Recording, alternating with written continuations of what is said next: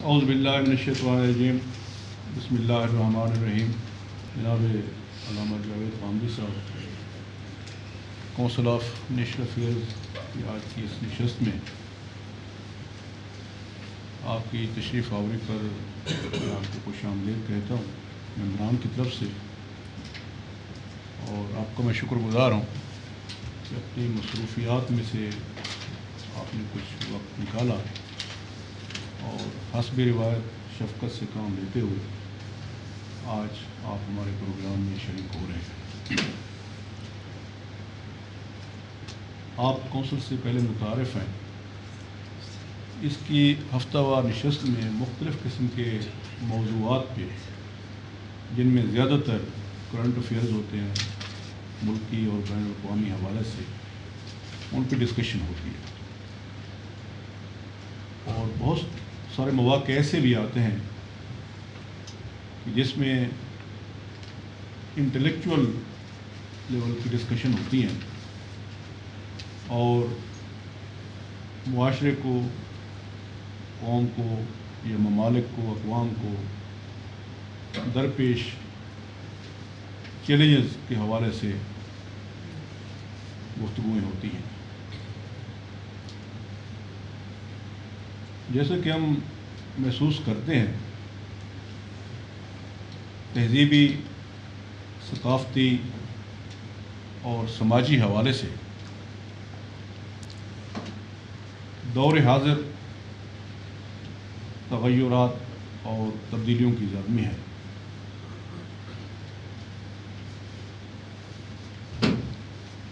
دور حاضر کی سائنٹیفک ایجادات نے الیکٹرانک میڈیا، پرنٹ میڈیا کو اتنا افیکٹو بنا دیا ہے کہ دنیا سکڑ کر ایک گلوبل ولیج کی شکل اختیار کر چکی ہے۔ تہذیبوں کا ادغام نظر ہوتا آ رہا ہے، اور ہم یہ محسوس کرتے ہیں کہ بہت ساری روایات، اقدار اور تہذیبی ثقافت جو ہے وہ تغیر پذیر ہے کہ ہمارے معاشرے میں نئی روایات کو، اقدار کو بڑی تیزی کے ساتھ ایکسیپٹ کیا جا رہا ہے، اور یہ ایک فطری عمل بھی ہے کہ نئی چیزیں اور نئی اقدار، نئی روایات جن میں کچھ کشش اور جاذبیت ہوتی ہے، وہ نوجوان نسل کو بہت زیادہ متاثر کرتی ہے۔ اپنے معاشرے کے حوالے سے جب ہم دیکھتے ہیں اور تجزیہ کرتے ہیں، ہمیں نئی نسل میں مذہب سے روگردانی، اپنی روایات سے بغاوت اور اپنی اقدار سے ہٹ کر مغرب کی طرف سے یا دائیں بائیں جانب سے جو ایک تہذیبی جلغار نظر آ رہی ہے، وہ ہماری نئی نسل کو بہت متاثر کر رہی ہے۔ چنانچہ بڑی سبک رفتاری سے اور تیزی کے ساتھ ہم اپنے کلچر میں ان کا ادغام ہوتا محسوس کرتے ہیں، لیکن اس کے ساتھ ساتھ آن دی ادر ہینڈ کہیں نہ کہیں ہمیں تہذیبی تصادم بھی محسوس ہوتا ہے،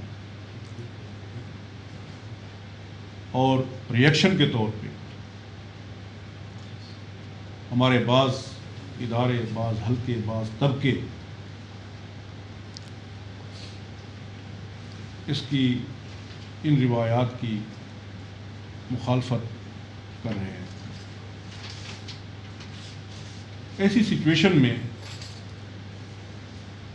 سب سے بڑی ذمہ داری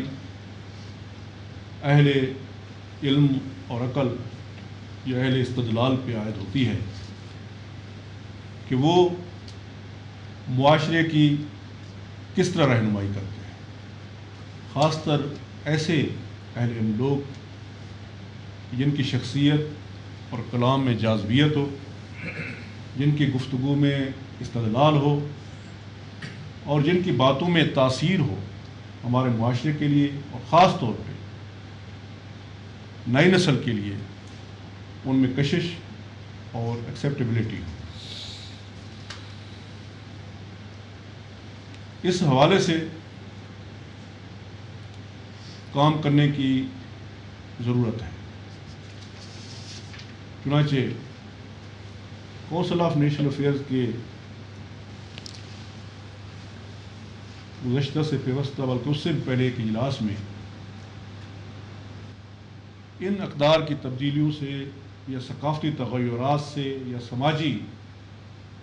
انقلاب سے یہ سوال اٹھا کہ یہ ساری کی ساری صورتحال جو اس وقت ہماری سوسائٹی کے اندر سرایت کر رہی ہے اور اس کے نتیجے میں جو ممکنہ تہذیبی تصادم ہے، اس کے اثرات کیا مرتب ہوں گے اور یہ جو کچھ ہو رہا ہے اس کو کس طرح فیس کرنا چاہیے، کیونکہ کنفلکٹ کی شکل میں، تصادم کی شکل میں جو معاشرے پہ اثرات مرتب ہوتے ہیں، منطقی طور پہ ایک کنفلکٹڈ سوسائٹی پیدا ہوتی ہے اور بیمار معاشرہ جنم لیتا ہے جہاں یہ تصادم موجود ہو، اور قومی زندگی پہ اس کے بڑے دور رس اثرات مرتب ہوتے ہیں۔ سوال یہ پیدا ہوتا ہے کہ اس کو کس طریقے سے فیس کیا جائے۔ اس سے ہرگز مراد یہ نہیں ہے کہ مغرب کی طرف سے ہر آنے والی چیز یا ہر تبدیلی یا ہر ایونٹ کا ہم مخاصمانہ طور پہ یا مخالفانہ طور پہ مقابلہ کریں، بلکہ بہت ساری اچھی روایات، اچھی اقدار، اچھی چیزیں جو آ رہی ہیں ان کو اپنے معاشرے کے لیے، اپنی تہذیب کے لیے ایکسیپٹیبل بنانے کے لیے کیا طریقہ ہو سکتا ہے۔ ہماری سوسائٹی کے اندر جو ایک طبقاتی پوزیشن ہے کہ دینی مدارس ہیں، انگریزی سکول ہیں، اردو میڈیم والے ہیں، دیہاتی ماحول ہے، شہری ماحول ہے، آلریڈی بہت سارے کنفلکٹس موجود ہیں، اور ایسی صورت میں الیکٹرانک میڈیا کا یا ثقافتی جلغار کا جو اثر ہے اس سے کوئی انکار نہیں کر سکتا۔ میں سمجھتا ہوں کہ اہل علم پہ یہ ذمہ داری عائد ہوتی ہے کہ وہ قومی ضرورت کو محسوس کرتے ہوئے معاشرے کی رہنمائی کریں کہ ایسی صورتحال میں ہم کس طرح نابودرما ہو سکتے ہیں، کہ اچھی چیزوں کو ہمیں اڈاپٹ کریں اور جو بری چیزیں آ رہی ہیں ان کو ہم کس طرح فیس کریں، اور ایسی صورت میں کہ تصادم کی شکل بھی نہ بنے اور معاشرے کے لیے بھی فضا بہتر سے بہتری کی طرف اور بہتری کی طرف جائے۔ آپ کو تکلیف دی ہے اسی ایشو پہ بات کرنے کے لیے سر، ہمیں خوشی ہے کہ آپ ہمارے درمیان موجود ہیں اور آپ کی گفتگو سے ہم یقیناً محظوظ ہوں گے۔ میں آپ سے درخواست کرتا ہوں آپ گفتگو فرمائیں۔ الحمدللہ رب العالمین والصلاة والسلام علی محمد الامین۔ اعوذ باللہ من الشیطان الرجیم، بسم اللہ الرحمن الرحیم۔ میں آپ حضرات کا شکر گزار ہوں کہ آپ نے ایک طالب علم کی عزت افزائی کی ہے۔ میرا خیال تو یہ تھا کہ میں یہاں اس لیے حاضر ہوں گا کہ آپ حضرات کے افکار اور خیالات سے استفادہ کروں۔ مجھے ایک ہی دن پہلے یہ معلوم ہوا کہ اس استفادے کی ابتدا میری طرف سے کچھ معروضات پیش کرنے سے ہوگی۔ کیونکہ یہ اہل علم کا مجمع ہے، اس میں دانشور، صحافی اور اس سطح کے لوگ موجود ہیں، اس وجہ سے میں کوئی طول کلام سے کام نہیں لوں گا، مختصر طریقے سے اپنا نقطہ نظر بیان کر دوں گا، اور میری بھی یہ خواہش ہوگی کہ اس نقطہ نظر کے بارے میں میں آپ کے خیالات سے زیادہ استفادہ کروں۔ مجھے جو موضوع اس وقت گفتگو کے لیے دیا گیا ہے، اس میں سب سے پہلی چیز یہ ہے کہ بظاہر یہ معلوم ہوتا ہے کہ دور حاضر میں شاید ثقافتی الغار سے یا تہذیبی الغار سے ایک تصادم کی صورتحال پیدا ہو رہی ہے۔ مجھے اس سے انکار نہیں ہے کہ ایسا ہے، لیکن میں جب تاریخ پر ایک نظر ڈالتا ہوں تو یہ معلوم ہوتا ہے کہ دنیا میں جب بھی کوئی تہذیب غیر معمولی طریقے سے اپنے آپ کو سیاسی، معاشرتی، سماجی اور معاشی اعتبارات سے منظم کر لیتی ہے تو اس کے کم و بیش اسی نوعیت کے اثرات ہوتے ہیں۔ اگر آپ پرانی تاریخ اٹھا کے دیکھیں تو یہ معلوم ہوگا کہ جب رومی تہذیب نے دنیا پر اپنا استیلا قائم کر لیا اور ایک بڑی سلطنت قائم ہو گئی، تو لمبے عرصے تک دنیا کے ادب پر، معاشرت پر، تہذیبی روایات پر، ملنے جلنے کے آداب پر حد یہ ہے کہ جنگ و جدال تک کے قوانین پر اس کے اثرات رہے۔ جن لوگوں کی بھی تاریخ پر نظر ہے وہ یہ جانتے ہیں کہ جن اقوام پر رومی تہذیب کا غلبہ قائم نہیں ہوا اور عملی طور پر ان سے دور تھے، وہاں بھی اس تہذیب کی روایات، اس کے محاورے، اس کے اسالیب، اس کے انداز ایک مثالی چیز بن گئے ہوئے تھے۔ کم و بیش یہی صورتحال آپ اس وقت دیکھتے ہیں جب ایران میں ایک بڑی سلطنت قائم ہوئی اور اس سے ایک بڑی تہذیبی روایت نے جنم لیا، اور پھر گرد و پیش کے علاقوں میں ایرانی دربار کے آداب اور اس کی روایات گویا یوں سمجھ لیجئے کہ ایک ایسا نمونہ بن گئیں کہ ہر شخص یہ سمجھتا تھا کہ اسے اسی سانچے میں اپنے آپ کو ڈال کے دیکھنا چاہیے۔ مسلمانوں کے ساتھ بھی بالکل ایسا ہی معاملہ ہوا ہے۔ کم و بیش 1000 سال تک مسلمان دنیا پر حکومت کرتے رہے ہیں، اور یہ معلوم ہے کہ اس وقت دنیا کے باقی تمام ممالک میں اور تمام تہذیبوں میں کسی نہ کسی لحاظ سے ایسی ہی مروبیت کی صورتحال تھی جس طرح کی صورتحال آپ اس وقت محسوس کرتے ہیں۔ یعنی پڑھے لکھے طبقے پر غیر معمولی اثرات ہوتے تھے۔ حد یہ ہے کہ اس وقت اس کا موقع نہیں ہے، ورنہ میں آپ سے عرض کرتا کہ ایک دور ایسا گزرا ہے جس میں اسپین کے زیر اثر خود چرچ میں بہت سی تبدیلیاں اور تغیرات کیے گئے۔ ان کے لباس تک پر ہمارے لباس اثر انداز ہوئے، ان کی زبان پر ہماری زبان اثر انداز ہوئی، ہماری روایات میں جو چیزیں ان کے ہاں قابل قبول ہو سکتی تھیں ان کے مذہب سانچے میں کم و بیش انہوں نے قبول کر لی۔ اور وہ دور ایسا ہے کہ اگر آپ 4ویں 5ویں صدی کے اسپین کے بعض لوگوں کے سفرنامے پڑھیں جو انہوں نے یورپ کی خاص طور پر سیر کے بعد لکھے ہیں، تو بالکل ایسے ہی محسوس ہوتا ہے کہ جس طرح اس وقت کی صورتحال ہے۔ یعنی وہ ایک بڑی بلند جگہ سے کھڑے ہو کر یورپ کو دیکھ رہے ہیں اور وہاں کے لوگوں کے جو حالات بیان کر رہے ہیں اس سے یہی لگتا ہے کہ وہ ترس رہے ہیں کہ کبھی ان کو اسپین جانے کا موقع مل جائے، کبھی وہاں کی کسی یونیورسٹی میں تعلیم پانے کا موقع مل جائے، کبھی انہیں وہاں کی لائبریریوں سے استفادہ کرنے کا موقع مل جائے، اور اسی طریقے سے وہاں کے محلوں میں کیا صورتحال ہے، وہاں کی گلیوں میں کیا صورتحال ہے، وہاں کی عبادت گاہوں میں کیا صورتحال ہے، وہ زیر بحث ہیں مختلف جگہوں پر، اور لوگ یہ خیال کرتے ہیں کہ ان کو ہمیں بھی اپنانا چاہیے۔ لباس پر، لکھنے کے انداز پر، کتابوں پر، ہر چیز پر اثرات ہوئے۔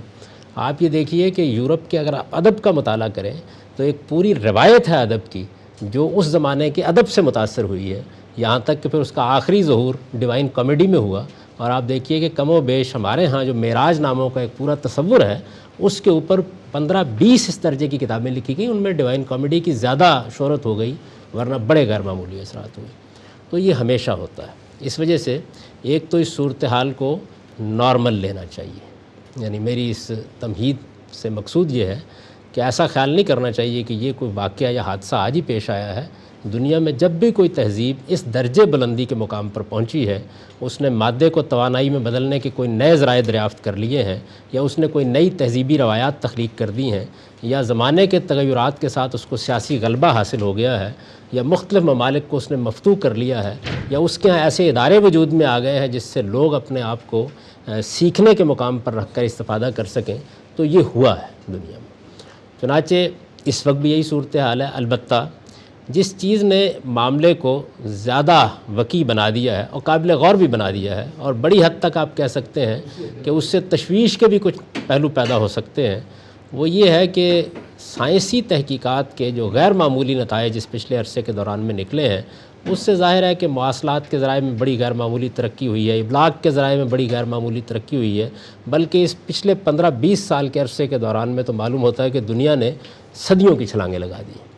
یہ عمل اس میں کوئی شک نہیں ہے کہ اس لحاظ سے بہت مؤثر ہوتا چلا جا رہا ہے، اور جیسے کہ خاص طور پر انہوں نے اپنی تمہیدی گفتگو میں اشارہ بھی کیا کہ میڈیا کو جو غیر معمولی حیثیت حاصل ہو گئی ہے، یہ شاید اس سے پہلے کبھی اس طریقے سے حاصل نہیں ہوئی تھی، اور اس میں انسان کے لیے یہ ممکن ہو گیا ہے کہ وہ اب آپ کو کسی جلسہ عام میں بلائے بغیر اور کوئی تقریر کیے بغیر اور آپ کے ساتھ کوئی براہ راست ملاقات کیے بغیر ہزار ذرائع سے آپ تک پہنچ جائے، اور آپ کے دل کو، آپ کے دماغ کو، آپ کی روح کو اس کے اعماق میں اتر کر مفتوح کر سکے۔ یہ امکانات، اس میں کوئی شک نہیں کہ موجودہ زمانے میں نئے امکانات ہیں۔ لیکن ان امکانات کے اندر بھی ایک بڑا خیر چھپا ہوا ہے۔ اس کی وجہ یہ ہے کہ جب بھی کسی تہذیب کی سطح کی الغار ہوتی ہے، اگر اس کے مقابلے میں کوئی واقعی قوی چیز، کوئی نظریہ، کوئی فکر، کوئی خیال، کوئی ادبی روایت موجود ہو، تو ذرائع ابلاغ یا مواصلات کے ذرائع یہ اپنی ذات میں سیکولر ہوتے ہیں،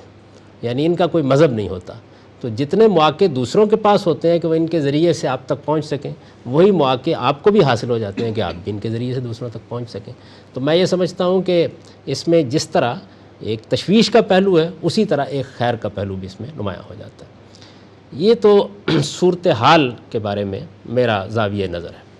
اب اس کے بعد یہ سوال پیدا ہوتا ہے کہ تہذیب کی الغار ہو گئی، افکار آ گئے، خیالات نے لوگوں کو مفتوح کرنا شروع کر دیا، زبان بدلی، لباس بدلا، سوچنے کے انداز بدلے، محاورے بدلے، اسالیب بدلے، نئی نسل نے اور طریقے سے سوچنا شروع کر دیا، لیکن اس میں کیا کوئی منفی پہلو ہے؟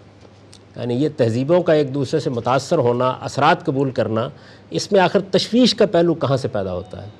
کیا یہ تشویش کا پہلو کسی تعصب کے بطن سے جنم لے رہا ہے یا اس کی کوئی حقیقت ہے؟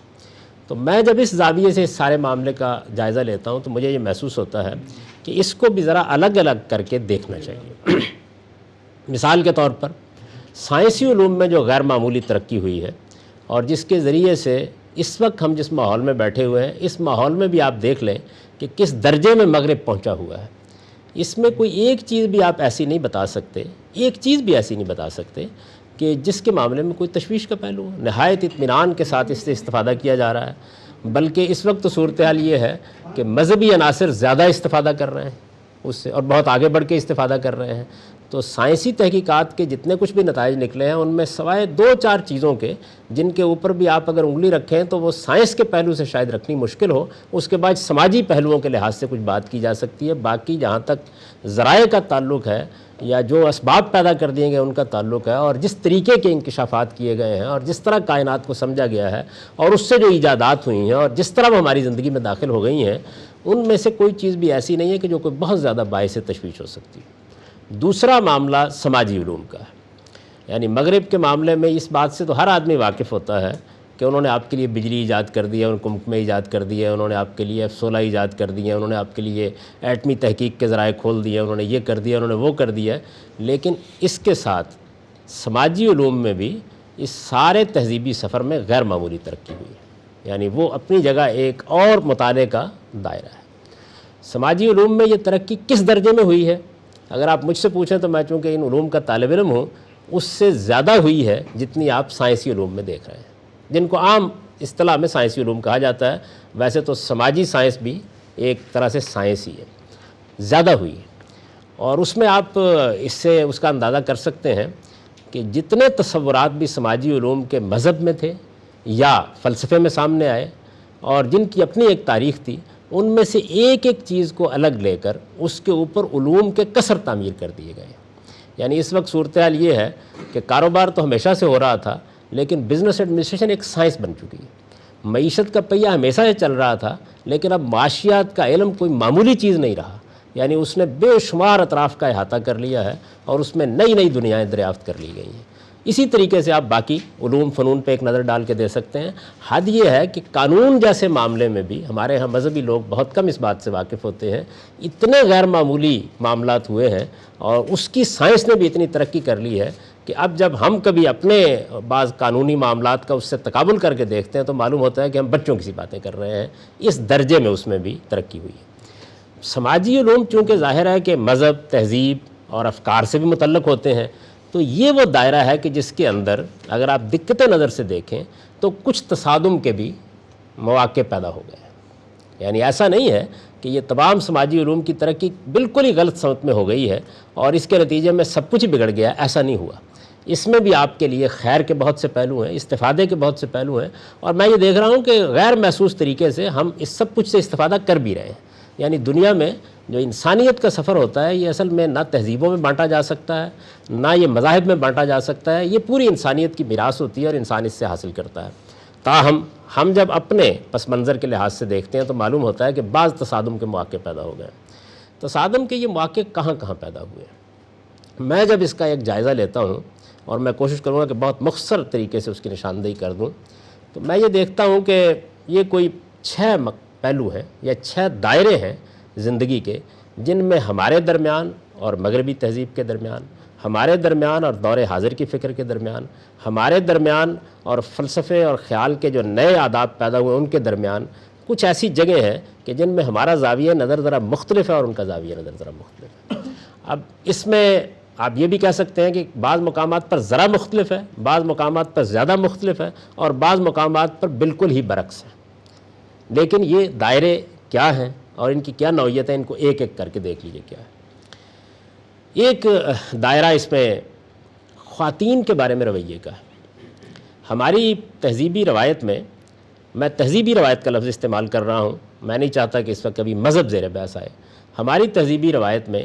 صدیوں سے یہ چیز کم و بیش اسٹیبلش ہو گئی ہوئی تھی، اور اس نے بڑی حد تک مذہبی فکر میں بھی اپنے لیے جگہ پیدا کر لی ہوئی تھی کہ خواتین کا اصل دائرہ عمل ان کا گھر ہے، اور ان کی اصل ذمہ داری یہی ہے کہ وہ بچے پیدا کریں، ان کی نگہداشت کریں، ان کی پرورش کریں، ان کو پروان چڑھائیں، نئی نسلوں کی تربیت کریں، جس کو اقبال نے بیان کیا کہ بطول باش و پنہا شوزیں عصر کہ در آگوش شبیر بگیری۔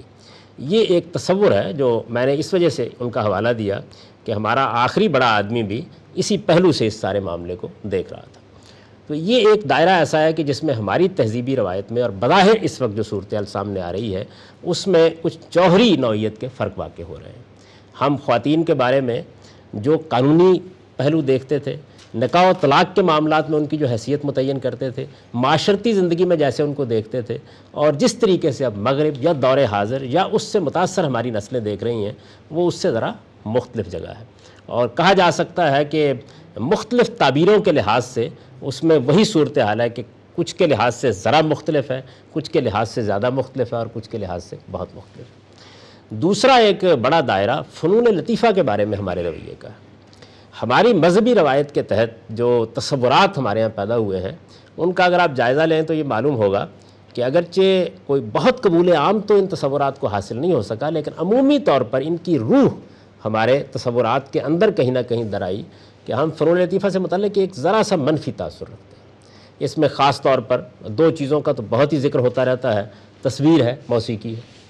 اب یہ دونوں چیزیں جو ہیں، ان میں سے موسیقی کو تو چلیے آپ ایک لہو و لعب کی چیز قرار دے کے ایک طرف رکھ دیں گے، لیکن تصویر کے معاملے میں غیر معمولی طور پر صورتحال میں تبدیلی آ گئی۔ یعنی وہ اب محض بادشاہوں کی تصویر بنا کے ان کے حضور میں پیش کرنے کی چیز نہیں رہی، اس نے علوم میں اپنا مقام پیدا کر لیا، ابلاغ میں اپنا مقام پیدا کر لیا، اس نے جرائم میں اپنا مقام پیدا کر لیا، اس نے اسٹیٹ کرافٹ میں اپنا مقام پیدا کر لیا۔ یعنی تمدن جس کو کہتے ہیں اس کی ایک غیر معمولی ضرورت کے طور پر سامنے آ گئی۔ میں اس وقت یہ نہیں کہہ رہا کہ غلط آئی یا صحیح آئی، میں صرف یہ عرض کر رہا ہوں کہ ایسا ہوا۔ اچھا، اسی طریقے سے ظاہر ہے کہ پہلے بھی لوگ کہیں نہ کہیں کسی کوٹھے پر جا کر گھنگروں کی جھنکار سنی لیتے تھے اور کچھ پازیب کے سپرد اپنے افکار و خیالات کو کر ہی دیتے تھے، لیکن موجودہ زمانے میں یہ چیز آپ کے بیڈ روم میں داخل ہو گئی، اور یہی چیز جو کسی زمانے میں ذرا آپ پستی کی جگہ پہ سمجھتے تھے، وہ آرٹ اور فنکاری کے نام پر ایک بڑے مقام پر آ گئی، اور اس کو سوسائٹی میں ایک بڑا درجہ بھی حاصل ہونا شروع ہو گیا۔ تو ہمارے جو پہلے تصورات تھے یا ہماری تہذیبی روایت میں جو چیزیں تھیں ان میں بظاہر، بلکہ یہاں میں عرض کروں گا کہ اس تہذیبی روایت کے بعض مذہبی تعبیرات کے پہلوؤں میں بھی ایک تصادم کی کیفیت محسوس ہوتی ہے۔ ایک درجے میں یہ لگتا ہے کہ یہاں شاید ہم کسی اور جگہ پر کھڑے تھے اور دنیا ہم کو دوسری جگہ پر کھڑا کرنا چاہتی ہے، اور اس کے بعد ظاہر ہے کہ نوجوان نسلیں جب اس صورتحال سے متاثر ہوتی ہے، اور چونکہ وہ حظ اٹھانے کا ایک عمل ہے، انسان کے اندر تفریح کے داعیات اس کی فطرت میں ودیت کیے گئے ہیں، وہ چیزوں کو اس زاویے سے بہت اہمیت بھی دیتا ہے۔ اور یہ جو جوانی کی عمر ہوتی ہے جس میں کوئی بڑے آدرش انسان کے سامنے اس طرح نہیں ہوتے، ان میں یہ چیزیں ویسے بھی بہت فیسینیٹ کرتی ہیں اور آدمی کو اپنی جانب متوجہ کرتی ہیں،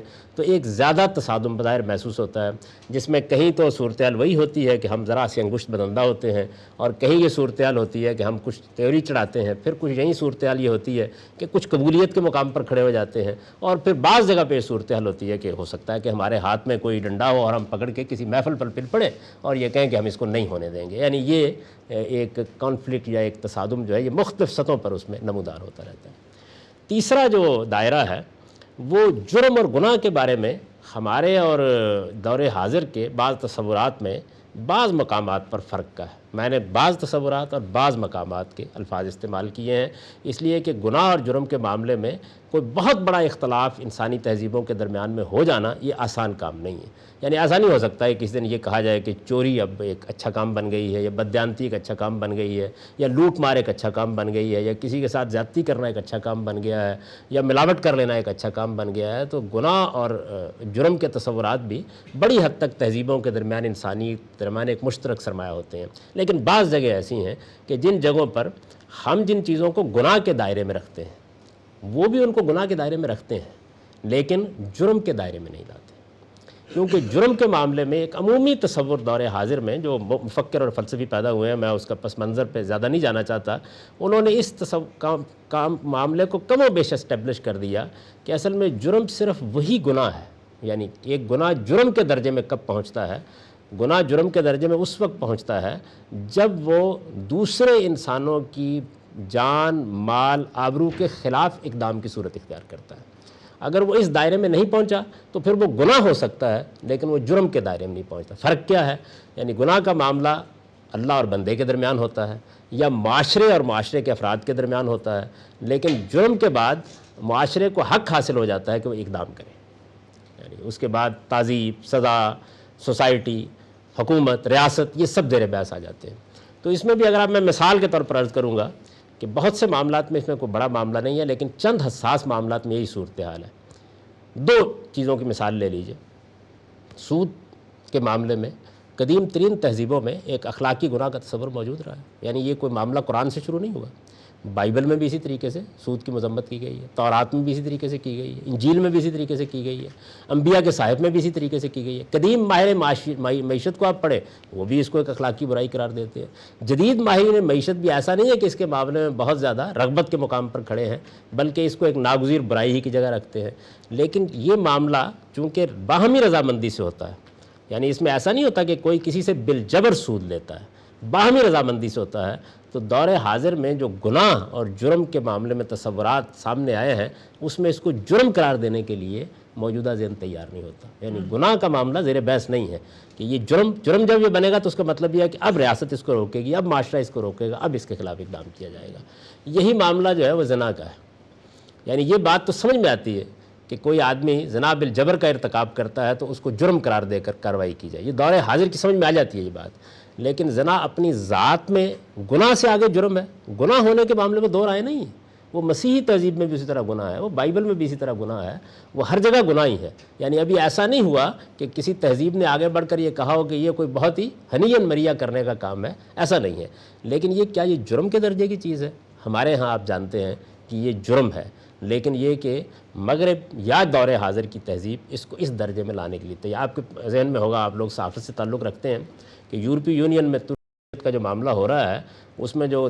4 بڑے اعتراضات کیے گئے ہیں، ان میں سے ایک یہ بھی ہے کہ ابھی وہاں زنا کو جرم سمجھا جاتا ہے، اور اس کے معاملے میں کچھ قانون سازی ہونی چاہیے، تو اس کے بعد دروازہ کھل سکتا ہے ان کے لیے اندر آنے کا۔ تو یہ وہ حساس جگہ ہیں جن میں ہمارے جرم اور گناہ کے تصورات میں کچھ تصادم پیدا ہوتا ہے۔ اس کے بعد ایک دائرہ وہ ہے کہ جس میں غیر مسلموں کے معاملے میں، یا یوں سمجھیے کہ ایک ہمارا مذہب ہے، اس مذہب سے جو لوگ تعلق نہیں رکھتے ان کے بارے میں رویوں کا مسئلہ ہے، اور یہ دونوں جگہ زیر بحث آتا ہے۔ یعنی جہاں کہیں مسلمانوں کی ریاست قائم ہے وہاں کیا صورتحال ہو۔ اب میں اس وقت اپنی کوئی رائے نہیں بیان کر رہا، بلکہ صرف اس پہلو کو نمایاں کرنے کی کوشش کر رہا ہوں جس میں ہمارے ہاں تصادم ہو سکتا ہے۔ ایک مذہبی تعبیر سامنے آتی ہے اور وہ یہ کہتی ہے کہ کسی بھی مسلمانوں کی ریاست میں غیر مسلم دوسرے درجے کے شہری ہیں اور ان کو اسی حیثیت سے رہنا ہے، وہ ذمہ کی حیثیت سے جزیہ دے کر اور پست ہو کر زندگی بسر کریں گے، وہ ریاست کے نظام میں اس طریقے سے شریک نہیں ہو سکتے۔ اب ظاہر ہے کہ ایک رویہ یہ وجود میں آ جاتا ہے، اس کو دور حاضر کا ذہن کسی طرح قبول کرنے کے لیے تیار نہیں۔ اس معاملے میں وہاں تک نوبت پہنچ چکی ہوئی ہے کہ اب دنیا کی 57-58 مسلم ریاستیں بھی اقوام متحدہ کے چارٹر پر دستخط کیے ہوئے ہیں، اور اس چارٹر کا اگر آپ مطالعہ کریں تو یہ بات آپ پر واضح ہو جائے گی کہ اس میں اس طرح کے بہت سے معاملات میں ان تصورات کے بالکل برعکس چیزیں ہیں جن کو مانا جا چکا ہے، اور جن کے اوپر گویا آپ کہہ سکتے ہیں کہ ایک عالمی کنسنسس واقع ہو چکا ہے، عالمی اتفاق رائے واقع ہو چکا ہے۔ تو ظاہر ہے کہ یہ وہ جگہ ہے کہ جس کے اندر تصادم کے مقامات موجود ہیں، اور یہی چیز پھر باہر نکلتی ہے۔ باہر نکلتی ہے تو آپ نے دیکھا ہوگا نا کہ اس طرح کی تعبیرات میں پھر ایک تصادم کی صورتحال پیدا ہوتی ہے کہ یہود و نصارہ مسلمانوں کے دوست نہیں ہو سکتے، اور یہ کہ مسلمانوں کو اگر کسی جگہ پہ اقتدار حاصل ہو جاتا ہے تو یہ ان کا مذہبی فریضہ ہے کہ وہ دنیا کی باقی حکومتوں کو اقتدار سے محروم کر دیں۔ دنیا میں لوگ اپنے مذہب کے ساتھ جی تو سکتے ہیں لیکن کسی دوسرے مذہب کے لیے اقتدار کو اسلام تسلیم نہیں کرتا۔ تو یہ ظاہر ہے کہ ایک ایسی صورتحال ہے کہ جس صورتحال کو آپ یا میں جو بھی بیان کرے گا تو اسے منتظر رہنا چاہیے کہ دوسرا بھی اس کے جواب میں ایک رد عمل کی صورتحال میں مبتلا ہوگا۔ غلط یا صحیح اس وقت زیر بحث نہیں ہے، میں یہ بتا رہا ہوں کہ یہ بھی ایک جگہ ہے کہ جس جگہ ہمارے جو رائج تصورات ہیں ان میں اور جو اس وقت دور حاضر کی ایک تہذیبی روایت بن رہی ہے اس میں بہت فرق ہے۔ پھر دیکھیں کہ اس معاملے میں موجودہ زمانے میں جب امریکہ بہت سے مذہبی لوگوں کو استعمال کر کے فارغ ہو گیا اور یہ معلوم ہوا کہ اب وہ کوئی اور کام تو نہیں کر سکتے اور انہوں نے امریکہ کی طرف رخ کر لیا، تو یہ سارے تصورات جو ہیں یہ ایک نچلی سطح پر پھر اس کے اوپر کی سطح کے اوپر زیر بحث ہیں، اور ان تصورات کے مطابق تعبیریں بھی ہو رہی ہیں اور ان تعبیروں کے اوپر ملیٹنٹ اسلام اور عام اسلام اور ریڈیکل اسلام اور پولیٹیکل اسلام اور اس طرح کی بہت سی تعبیریں جو ہیں وہ زیر بحث ہیں، وہ صحافت میں بھی زیر بحث ہیں، وہ علم میں بھی زیر بحث ہیں۔ اگر پچھلے کوئی 10-15 سال میں جو بڑے مستشرقین نے اسلام کے بارے میں لکھا ہے، آپ ان کی چیزیں مثال کے طور پر برنارڈ لوئی بڑی مشہور کتاب جو پچھلے دنوں میں آئی اور جس میں اس نے بڑی تفصیل کے ساتھ دارالحرب کے بارے میں اور اسی طریقے سے دارالکفر کے بارے میں ہمارے تصورات کا جائزہ لیا، جہاد کے بارے میں ہمارے تصورات کا جائزہ لیا۔ تو اس کو اگر آپ عنوان دینا چاہیں تو یہ بھی مسلمانوں اور غیر مسلموں کے تعلقات کا باب ہے کہ جس میں کچھ تصورات ہمارے ہاں رائج ہیں، کچھ اس وقت دنیا کے اندر، یعنی 1215 کا میگنا کارٹا منظور ہوا، پھر اس کے بعد امریکہ کی جنگی آزادی ہوئی، پھر انقلاب فرانس ہوا، اور پھر اس کے بعد اقوام متحدہ کے چارٹر بنا، ایک عالمی نوعیت کا گویا کانٹریکٹ وجود میں آ گیا۔ اس سے کچھ تصادم کے مسائل پیدا ہوئے ہیں جن میں مسلمان کبھی ذرا زور کے ساتھ اپنی بات کہہ دیتے ہیں، کبھی ذرا دب کے اپنی بات کہہ دیتے ہیں، اور کبھی اس نوعیت کی بات ہوتی ہے، لیکن ہے یہ جگہ جس میں یہ مسائل آپ کے سامنے موجود رہتے ہیں۔ پھر ایک اور دائرہ یہ ہے کہ جس میں ہمارے اور ان کے یا دور حاضر کے مسلمہ تصورات میں ایک کانفلکٹ یا ایک تصادم کی صورت پیدا ہوتی ہے، وہ یہ ہے کہ اگر کبھی کوئی مسلمانوں کی ریاست قائم ہو جائے اور وہ یہ فیصلہ کر لے کہ وہ ایک جس طرح کہ آج کل یہ تعبیر اختیار کی گئی، یہ تعبیر اسی زمانے کی تعبیر ہے، اس سے پہلے ہمارے یہاں استعمال نہیں ہوتی تھی، کہ وہ اسلامی ریاست بن جائے، اسلامک اسٹیٹ بن جائے۔ یہ پاکستان کے قیام کے بعد بہت استعمال ہوئی، ہمارے مفکرین کی تحریروں میں بھی استعمال ہوئی اور عام جگہوں پر بھی استعمال ہوئی۔ تو اگر یہ بن جاتی ہے تو اس کے بعد کیا ریاست کو اپنے لوگوں پر مذہب کے نفاذ کا حق حاصل ہے یا نہیں حاصل ہے؟ اب ظاہر ہے کہ اس کے 3 غیر معمولی نمونے اس دور میں سامنے آ گئے، یعنی یہ معاملہ تو نظری سے زیادہ عملی ہو گیا۔ آپ کو معلوم ہے کہ پچھلی صدی کی ابتدا میں سعودی عرب میں ایک مذہبی تحریک کے نتیجے میں ایک بظاہر مذہبی حکومت قائم ہوئی۔ اس حکومت سے آپ کو اختلاف ہو سکتا ہے، مجھے اختلاف ہو سکتا ہے، لیکن وہ بہرحال محمد بن عبد الوہاب کی تحریک کے نتیجے میں قائم ہوئی، اور مذہبی علماء کے درمیان اور سیاسی لوگوں کے درمیان ایک کانٹریکٹ کے نتیجے میں وجود میں آئی، اور اس میں یہ طے کیا گیا کہ مذہب کی ایک خاص تعبیر کو سوسائٹی میں نافذ کیا جائے گا۔ ظاہر ہے کہ اس کا ایک پورا نمونہ سامنے ہے، جس میں ابھی 5 سال پہلے تک یہ بحث ہو رہی تھی کہ کیا اب خواتین کو اجازت دے دی جائے کہ وہ ڈرائیونگ کر سکیں۔ یعنی میں نے صرف ایک مثال دی اور اس میں بہت سی چیزیں اس نوعیت کی تھیں جو سوسائٹی پر لاگو کر دی گئی۔ اسی طرح کا معاملہ ایران میں ہوا، وہاں ظاہر ہے کہ بالکل تھیوکریٹک گورنمنٹ وجود میں آئی اور اس میں مذہبی علماء کے ہاتھ میں اقتدار دے دیا گیا، بلکہ آئینی لحاظ سے اس کے لیے مذہبی ادارے بنا دیے گئے، اور اس کے تحت پھر بہت سے احکام، بہت سے اس طرح کے معاملات جو تھے وہ سوسائٹی پر بھی نافذ ہوئے، وہ فنون لطیفہ تک گئے، وہ عورتوں کے معاملات تک گئے، وہ اور بہت سی چیزوں پر گئے۔ صحیح گئے، غلط گئے، یہ ابھی زیر بحث نہیں ہے، لیکن یہ معلوم ہوا کہ اگر مسلمانوں کے ہاتھ میں اسلام کے حوالے سے اقتدار آتا ہے تو وہ اپنی سوسائٹی کے ساتھ کچھ معاملہ کرنا چاہیں گے اس نوعیت کا۔ اس کی سب سے زیادہ جو نمایاں اور الارمنگ صورتحال پیدا ہوئی وہ افغانستان میں طالبان کی حکومت کے بعد پیدا ہوئی۔ یعنی وہ آپ کو معلوم ہے کہ معاملہ جو ہے فٹ بال کھیلنے اور نیکر پہننے اور داڑھی رکھنے اور اس طرح کے معاملات میں چلا گیا، یہاں تک کہ ہمارے ڈاکٹر جاوید اقبال صاحب کو بھی داڑھی رکھ کے وہاں جانا پڑا اور آ کے طالبان کی تعریف میں رتب اللسان ہونا پڑا۔ تو یہ جو معاملات ہے یہ ایک پورا کا پورا موضوع ہے یا ایک دائرہ ہے جس کے اندر دور حاضر کا ذہن، اور میں جب دور حاضر کا ذہن کہتا ہوں تو اس کے صرف مغرب میں نہ دیکھیے، خود مسلمانوں کے اندر، یعنی مسلمانوں کے اندر ایسے لاکھوں لوگ موجود ہیں کہ جو ایک اضطراب کی کیفیت محسوس کرتے ہیں یا اس بات کو وہ اس طرح سمجھ نہیں پاتے۔ اس کا ایک نمونہ اس وقت سامنے آیا تھا جب ابھی تھوڑے دنوں پہلے سرحد حکومت نے حسبہ بل پیش کر دیا، تو آپ کو معلوم ہے کہ اس کے بعد معلوم ہوا کہ جیسے پوری سوسائٹی میں ایک ہلچل کی کیفیت پیدا ہو گئی، یہاں تک کہ مرکزی حکومت پھر اس کے بعد سپریم کورٹ میں گئی اور ایک فیصلہ اس میں حاصل کرنا پڑا، اور اس کے بعد گویا ریاست کے لوگوں تک مذہب کو نافذ کرنے کے اختیار کو روکنا پڑا۔ یعنی یہ صورتحال جو ہے یہ اس میں ہوئی۔ یہ بھی ایک دائرہ ہے جس میں یہ پیدا ہوتا ہے۔ پھر آخری چیز جو ہے، اور وہ ظاہر ہے کہ زیر بحث آتی ہے، وہاں بھی آتی ہے یہاں بھی آتی ہے،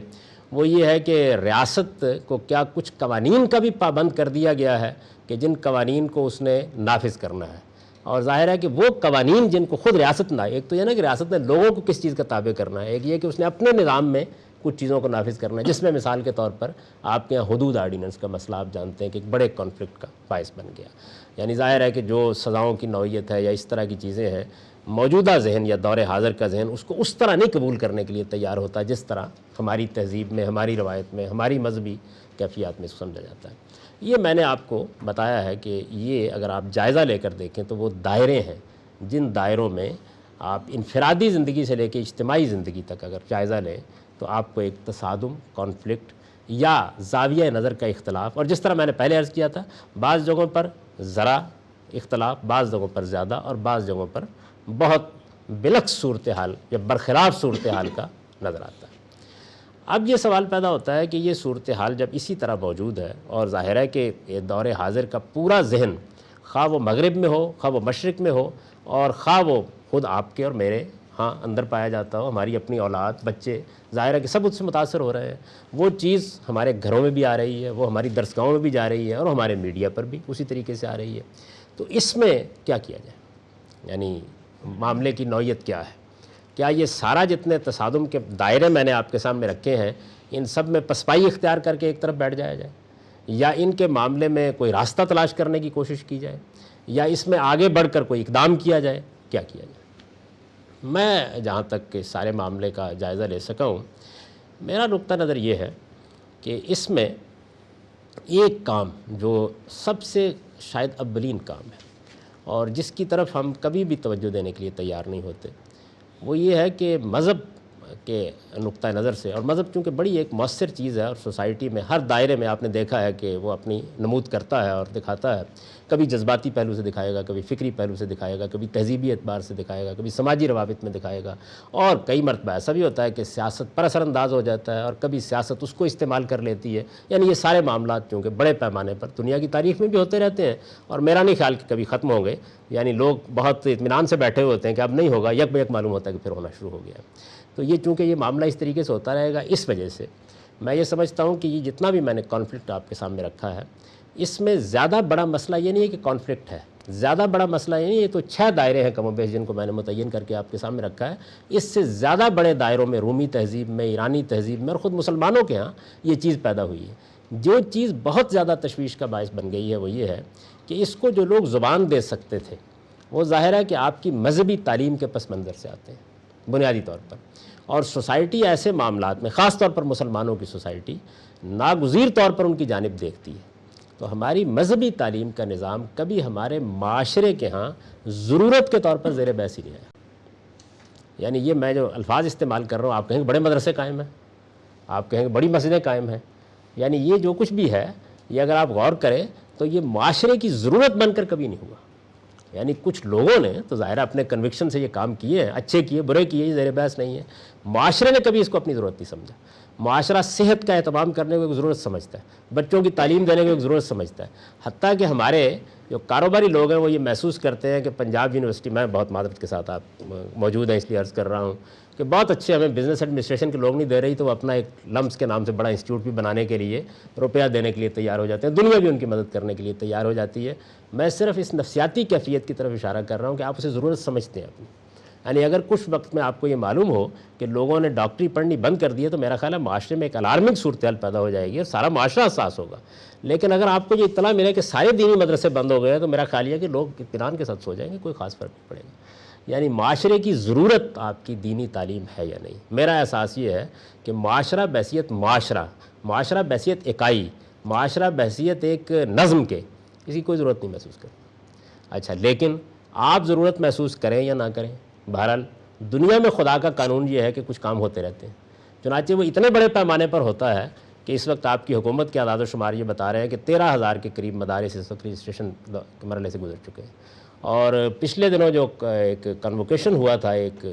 وفاق المدارس کا، اس میں 1 لاکھ اور غالباً 11 یا 12 ہزار لوگوں کو ڈگریز دی گئی تھیں ایک مرتبہ. تو اس سے اندازہ کیا جا سکتا ہے کہ ہر سال، یعنی یہ پاس آؤٹ ہوئے تھے 1 سال کی تعلیم پا کے. اس سے آپ اندازہ کر سکتے ہیں کہ کتنی بڑی تعداد میں یہ ہو رہا ہے. تو نتیجہ اس کا کیا ہے؟ نتیجہ اس کا یہ ہے کہ چونکہ مذہبی تعلیم کو معاشرہ اپنی ضرورت نہیں سمجھتا، تو اس کے اندر جو خامی ہے، جو خلا ہے، وہ جتنی پستی میں گری ہوئی ہے، جتنی متعصبانہ ہے، جتنی دینی فکر سے ناآشنا ہے، میں دینی فکر کا لفظ استعمال کر رہا ہوں، جتنی دنیوی علوم سے ناآشنا ہے، وہ ویسی کی ویسی ہے. تو اس کا نتیجہ یہ نکلتا ہے کہ آپ کے ہاں کبھی کوئی ایک آدھ آواز اپنے بلبوتے کے اوپر پیدا ہوتی ہے، اس کے بعد چونکہ گرد و پیش کی پوری فضا کم و بیش مذہبی لحاظ سے معاندت کے مقام پر کھڑی ہوتی ہے، تو پھر کچھ تحسین حاصل کر کے، کچھ تبریک حاصل کر کے، کچھ طعن و تشنیع کے ہدف سہ کے ختم ہو جاتی ہے. یعنی اس کی نوعیت کم و بیش پورے عالم اسلام میں یہی صورتحال ہے. یعنی اگر کچھ نئی یونیورسٹیاں، نئے ادارے قائم بھی ہوئے ہیں، تو میں بالکل واقفیت کی بنیاد پر آپ سے ذکر کر رہا ہوں کہ وہ ان میں سیاسی مقاصد زیادہ تھے، ان کے اندر اس پہلو کو ایک معاشرے کی ضرورت سمجھ کر کبھی اختیار نہیں کیا گیا. اس کا جو نتیجہ ہے وہ یہ ہے کہ ہمارے پاس دین کا اس درجے کا عالم پیدا کرنے کا کوئی نظام ہی نہیں ہے کہ جو اس کانفلکٹ کو اس کی روح میں سمجھ سکے، اور پھر اس کے بعد یہ اندازہ کر سکے کہ اس میں جو تصادم کی کیفیت ہے، جس کو میں نے بیان کیا تھا، ذرا زیادہ یا بہت بالعکس، کیا وہ حقیقت میں ایسے ہی ہے، یا اس کو کم و بیش کیا جا سکتا ہے، یا اس کے پیش کرنے کے انداز کو اس انداز میں بدلا جا سکتا ہے کہ جس کے نتیجے میں ذرا زیادہ قربت پیدا ہو جائے. یا اگر فرض کر لیجئے کہ قربت کا کوئی امکان نہیں ہے، ہم تصادم ہی پر کھڑا ہونا چاہتے ہیں، تو وہ تصادم بھی کسی ہوش گوش اور علم و عقل کے ساتھ پیدا کیا جا سکے. یہ چیز نہیں ہے بالعموم. چنانچہ اس کا نتیجہ کیا نکلتا ہے؟ اس کا نتیجہ یہ نکلتا ہے کہ معاشرہ، یعنی یہ سارا کا سارا ہمارا معاشرہ بحیثیت مجموعی کسی اور مقام پر کھڑا ہوتا ہے، اور عام طور پر مذہبی ذہن تعبیر میں، دین میں ایک بالکل دوسرے مقام پر کھڑا ہوتا ہے. تو نتیجتاً میں نے اس کو ایک مرتبہ اس طرح ادا کیا تھا کہ مذہب کی کوئی حیثیت نہیں ہوتی جب تک، میں معاشرے کے لحاظ سے عرض کر رہا ہوں، جب تک وہ تہذیب نہیں بن جاتا، وہ قانون نہیں ہوتا. تو معاشرے کے اندر اس کے تہذیب بننے کا عمل دینی تعلیم کے اس درجہ پست ہو جانے، معاشرے سے غیر متعلق ہو جانے نے کم و بیش روک رکھا ہوا ہے. چنانچہ اگر آپ غور کریں تو آپ کے دینی مدارس سے جو لوگ پڑھ کے نکلتے ہیں، ایسا نہیں ہوتا کہ ان سے جو ان کے منبع سے جو مذہب کی تعبیر نکلتی ہے، یا مذہب جیسے سوسائٹی تک پہنچتا ہے، یا ابلاغ کا جو رشتہ قائم ہوتا ہے، تو اس کے نتیجے میں ایک روح پیدا ہوتی ہے، اور وہ روح ایک قالب اختیار کرتی ہے اور سوسائٹی بنتی ہے. یوں نہیں ہوتا، بلکہ وہ اپنے مذہبی تصورات میں بھی، اپنی تہذیب میں بھی ایک الگ جزیرہ بناتے ہیں، اور اس جزیرے کے اندر رہ کر، بس کر، گفتگو کر کے دنیا سے رخصت ہو جاتے ہیں. تو میرے نزدیک ایک جو اہم ترین چیز ہے، جس کی طرف اگر میرے زاویے سے آپ چیز کو دیکھیں، اور آپ کو پورا حق ہے کہ مجھ سے اختلاف کریں، تو شاید ایمرجنسی جس طرح ہوتی ہے، اس طرح کی صورتحال میں اس کا اہتمام کرنے کی ضرورت ہے کہ ہم اپنے مذہبی علم کو، مغرب کو ضرورت تھی اپنے مذہب میں ریفارمیشن کی، ہمیں ضرورت ہے اپنے مذہبی علم میں ریفارمیشن کی. یعنی نوعیت معاملہ جو ہے وہ ہمارے اور ان کے ہاں مختلف ہے. ہمارے پاس اللہ کی کتاب قرآن مجید موجود ہے، ہمارے پاس اللہ کے پیغمبر کی ہدایت موجود ہے، ہم تاریخ کی روشنی میں کھڑے ہیں، اور ہمارے سارے مراجع بالکل محکم، مضبوط اور اپنی جگہ پر قائم ہیں. اس وجہ سے ہمیں اس میں کسی ریفارمیشن کی ضرورت نہیں ہے. ہمارے ہاں ریفارمیشن اصل میں مذہبی علم میں، مذہبی معارف میں، مذہبی تعلیم میں تھی، لیکن اس کو ہم نے کبھی معاشرے کی ضرورت ہی نہیں سمجھا. تو ریفارمیشن کی جتنی بڑی تحریک مغرب میں احیاء علوم کی تحریک کے ساتھ چلی، میں سمجھتا ہوں اس سے زیادہ بڑے پیمانے پر مسلمانوں کو اس بات کی ضرورت ہے کہ وہ اپنی مذہبی تعلیم کو ایک نئی زندگی دینے اور اس کی تجدید کو کی تحریک برپا کریں، اور یہ معاشرہ اپنا مسئلہ بنائے اس کو. یعنی آپ یوں سمجھیے کہ جیسے آپ کو یہ اطلاع جب ملے کہ آپ کے یہاں ڈاکٹر ختم ہو گئے، تو اس سے زیادہ بڑے پیمانے کے اوپر آپ کی حساسیت ہونی چاہیے کہ آپ کے یہاں اس درجے کا مذہبی عالم پیدا ہونے کا کوئی ادارہ موجود نہیں ہے، اور کوئی اس طرح کی چیز موجود نہیں. دوسری چیز یہ ہے کہ آپ اپنا جو عمومی تعلیم کا نظام ہے، یعنی ظاہر بات ہے کہ آپ کے ہاں جو اثرات بھی آئیں گے، وہ اثرات پہلے والدین کی آغوش میں بچے تک پہنچیں گے، پھر درسگاہ تک پہنچیں گے، پھر اس کے بعد دوسرے عوامل بھی اس پر اثر انداز ہو جائیں گے. اور اب تو صورتحال یہ ہے کہ وہ درسگاہ میں پہنچنے کے عمل کے بھی بعد کا انتظار نہیں کرنا پڑتا، بلکہ بچہ تھوڑی دیر کے بعد ٹیلی ویژن کے سامنے بیٹھ جاتا ہے، اور اس طرح دوسرے عوامل بھی پوری قوت سے اس پر اثر انداز ہونا شروع ہو جاتے ہیں. تو دوسری چیز جس کے بارے میں یہ عرض کروں گا کہ اس پہ بڑی حساسیت سے توجہ دینی چاہیے، وہ آپ کی تعلیم ہے. اور میرے نزدیک اس تعلیم میں آپ کہیں گے اسلامیت پڑھائی جا رہی ہے، آپ یہ کہیں گے ہمارے ہاں لوگوں کو یہ بتایا جا رہا ہے. میں نے جو کانفلکٹ کے ایریاز آپ کے سامنے متعین کر کے رکھے ہیں، میرے نزدیک آپ کی پوری قوم کے بچوں کو F A F S C تک اس معاملے میں ایجوکیٹ ہو جانا چاہیے. یعنی ان کو معلوم ہونا چاہیے مسئلہ کیا ہے، کس دائرے میں تصادم ہے، تصادم کی بنیاد کیا ہے، اس میں ہم کہاں کھڑے ہیں، کہاں کھڑا ہونا چاہیے، اور اگر کچھ لوگ اس سے مختلف جگہ پر کھڑے ہیں تو ان کے کھڑے ہونے کی وجہ کیا ہے۔ یعنی ایک چیز یہ ہے کہ آپ ایک جذباتی مقابلے کی فضا پیدا کریں، میں یہ کہتا ہوں تفہیم اور علم کی فضا پیدا کر کے آپ اس جگہ پر اپنے بچوں کو پہنچائیں کہ وہ اس کو دیکھ سکیں۔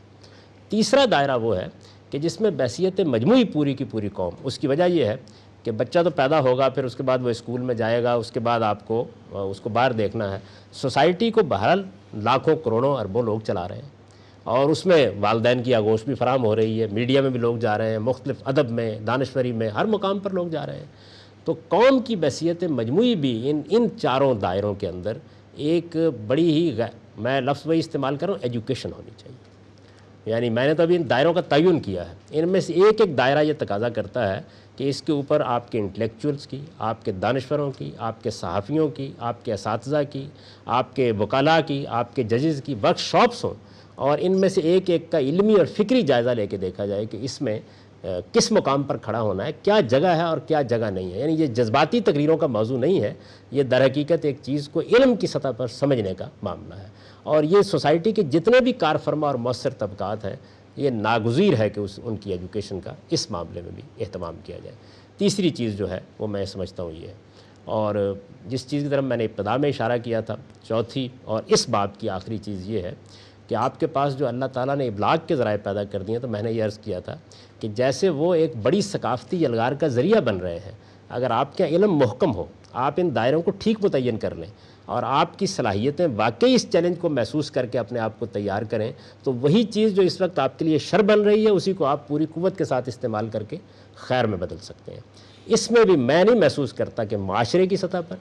یا تنظیم کی سطح پر یا سوسائٹی کی سطح پر یا ریاست کی سطح پر کبھی ہم نے کوئی تشویش محسوس کی ہے یا کسی پلاننگ کے ساتھ یہ کام کیا ہے، بلکہ ہوا یہ ہے کہ جیسے جیسے یہ ذرائع لوگوں کے لیے عام ہوتے چلے گئے ہیں، تو ہمارے ہاں جو مذہب کی بدترین تعبیریں تھیں وہ پوری قوت کے ساتھ سوسائٹی تک پہنچنی شروع ہو گئی ہیں۔ یعنی پہلے ان کو پہنچنے میں اگر کوئی رکاوٹ تھی، ایک صاحب نے مجھ سے ایک مرتبہ کہا، بلکہ ایک صاحب کیا، آپ کی ایک ذمہ دار ترین شخصیت نے مجھ سے یہ کہا کہ ہم نے بڑا غیر معمولی اہتمام یہ کیا ہے کہ مدرسوں کے اندر اب ہم کمپیوٹر کی تعلیم بھی دے رہے ہیں اور ہم ریاضی بھی پڑھا رہے ہیں۔ تو میں نے کہا کہ اس کے مطلب یہ ہے کہ جو جہالت پیدا ہو رہی تھی اس کو آپ جدید ذرائع سے مسلح بھی کر رہے ہیں،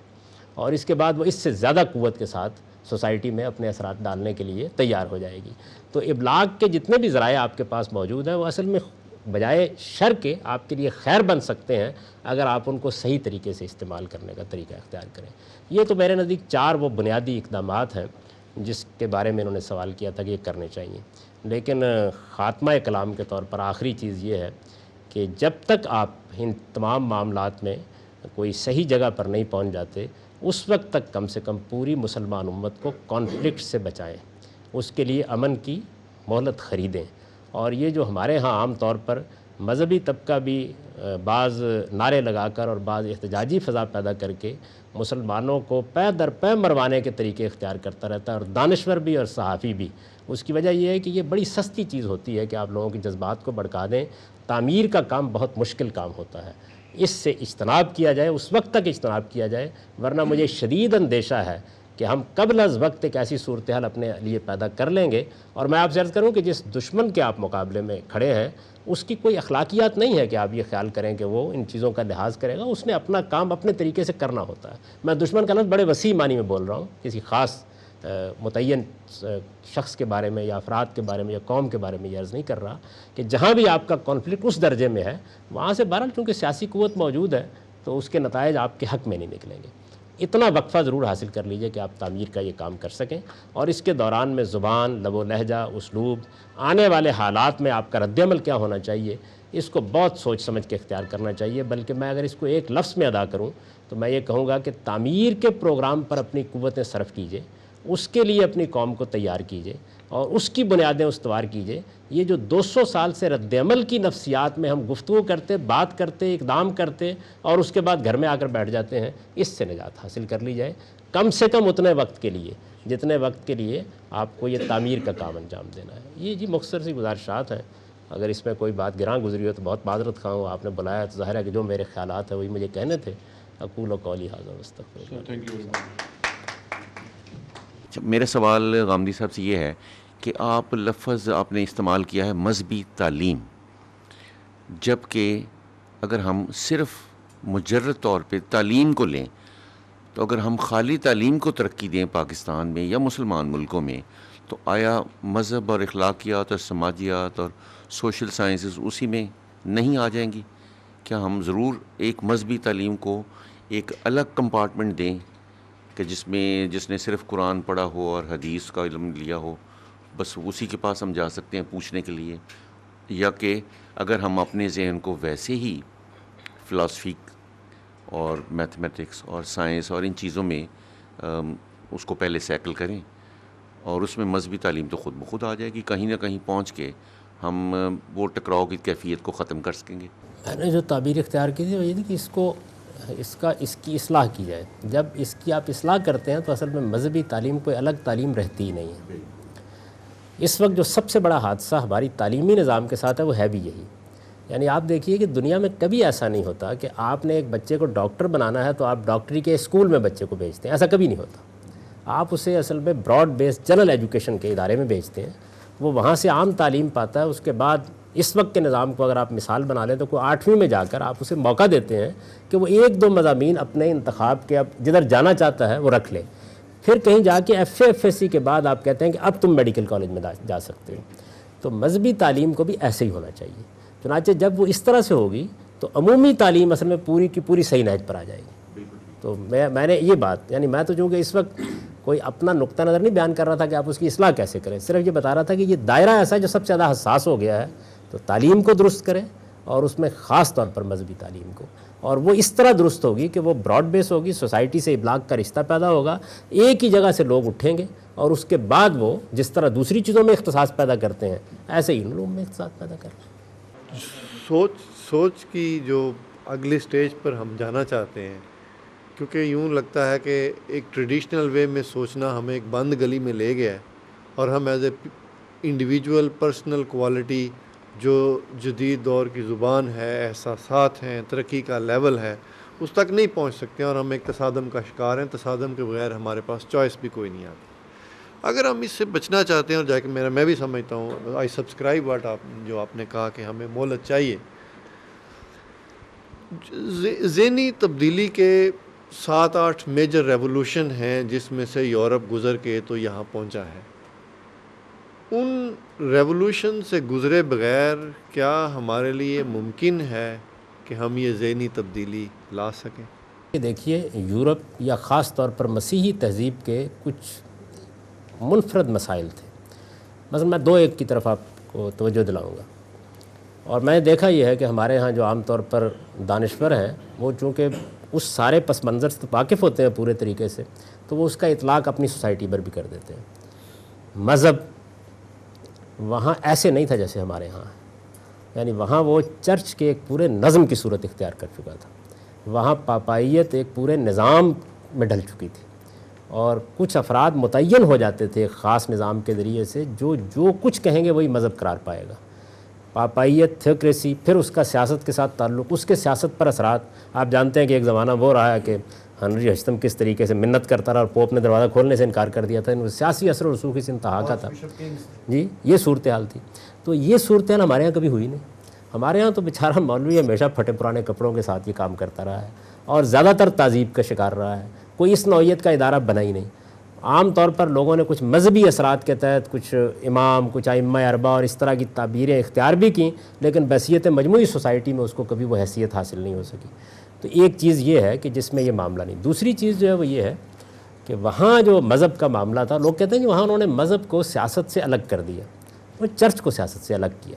مذہب تو پہلے ہی سیاست سے الگ تھا۔ یعنی سینٹ پال نے جب عیسائیت میں ایک نیا رخ دیا ہے اور یہ کہا کہ اب تورات کی شریعت صرف یہود کے لیے ہے یا اسرائیلی خاندانوں کے لیے ہے، تو اس کا مطلب یہ ہوا کہ قانون ختم ہو گیا۔ جب قانون ختم ہو گیا تو ظاہر ہے کہ مذہب اپنی اساس میں اسٹیٹ سے متعلق نہیں رہا،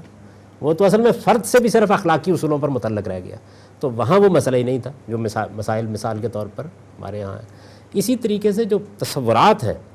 آپ کے یعنی اخوت کا تصور، مساوات کا تصور، آدم اور حوا کی اولاد ہونے کا تصور، کسی عربی کے اجمی اور اجمی کے عربی پر فضیلت نہ پانے کا تصور، انسان کی جان، مال اور آبرو کی حرمت کے تصورات، آپ کے جو بیسک تصورات ہیں، مغرب کو بڑی تگ و دو سے ان کو دریافت کرنا پڑا ہے، اور اس کے لیے وہاں بڑے بڑے مفکرین پیدا ہوئے۔ آپ ان سے اختلاف کر سکتے ہیں، اتفاق کر سکتے ہیں، لیکن انہوں نے ان تصورات کو اقدار کی صورت دی، اور وہ اقدار پھر معاشرے کی بنی۔ اس کے لیے کچھ انقلابات کی بھی ضرورت تھی، جیسے میں نے ابھی اپنی گفتگو میں یہ اشارہ کیا تھا کہ ان کو ضرورت تھی کہ ان کے مذہب کو ریفارم کیا جائے۔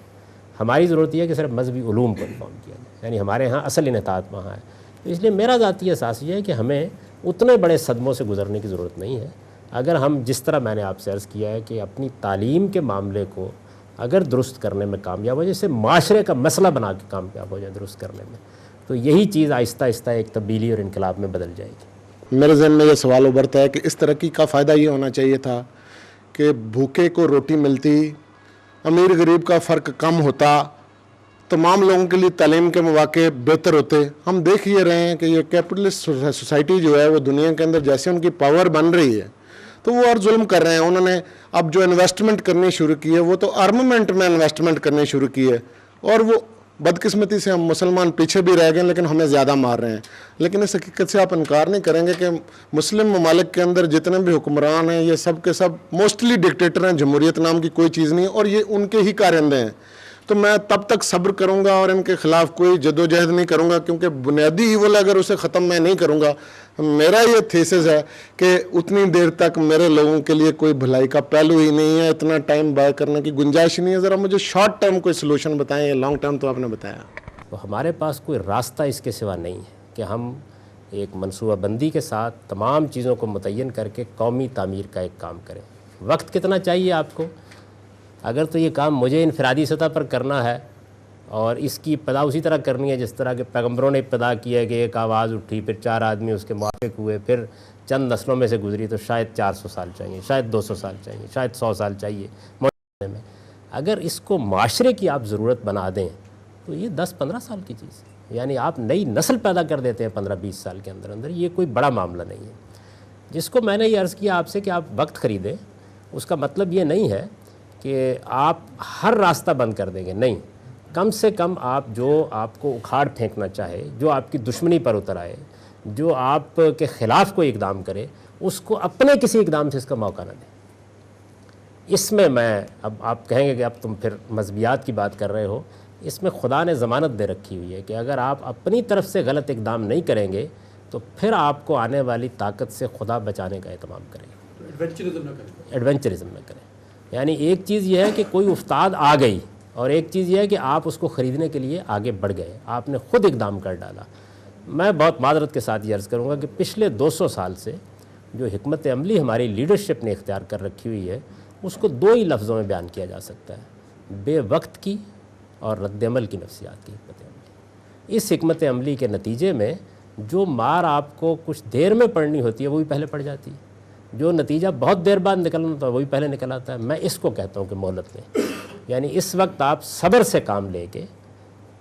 بلکہ مزید عرض کر دوں کہ انصاف اور منصفانہ حل جو آپ کے مسائل ہیں ان کی دہائی دینے کی بجائے ممکن پر کنایت کر کے اپنی تعمیر کا کام کر رہے ہیں۔ دنیا کے اندر انصاف کوئی آسان کام نہیں ہے، خاص طور پر بین الاقوامی معاملات میں مل جانا۔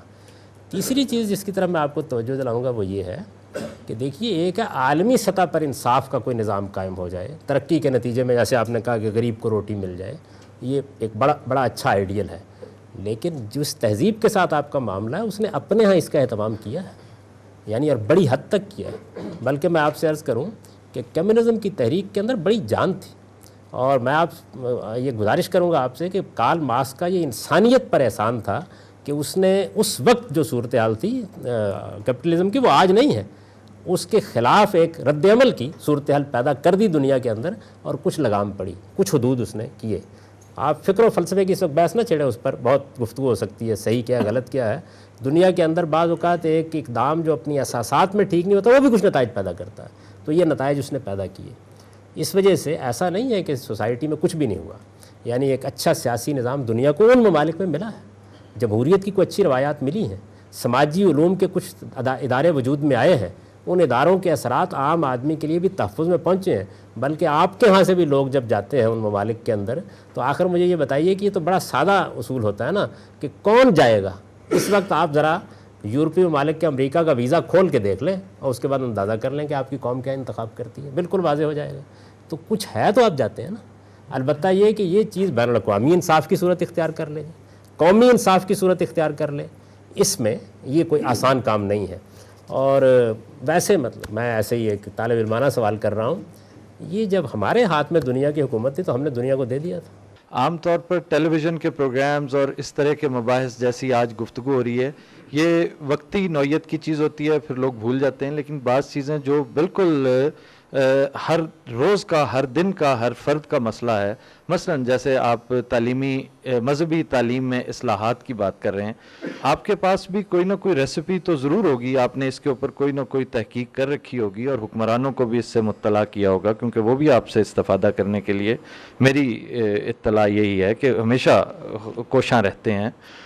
آپ اس کو کوئی انتہائی اختصار کے ساتھ کسی سی ڈی میں، جیسے آپ نے اسلام اور فنون لطیفہ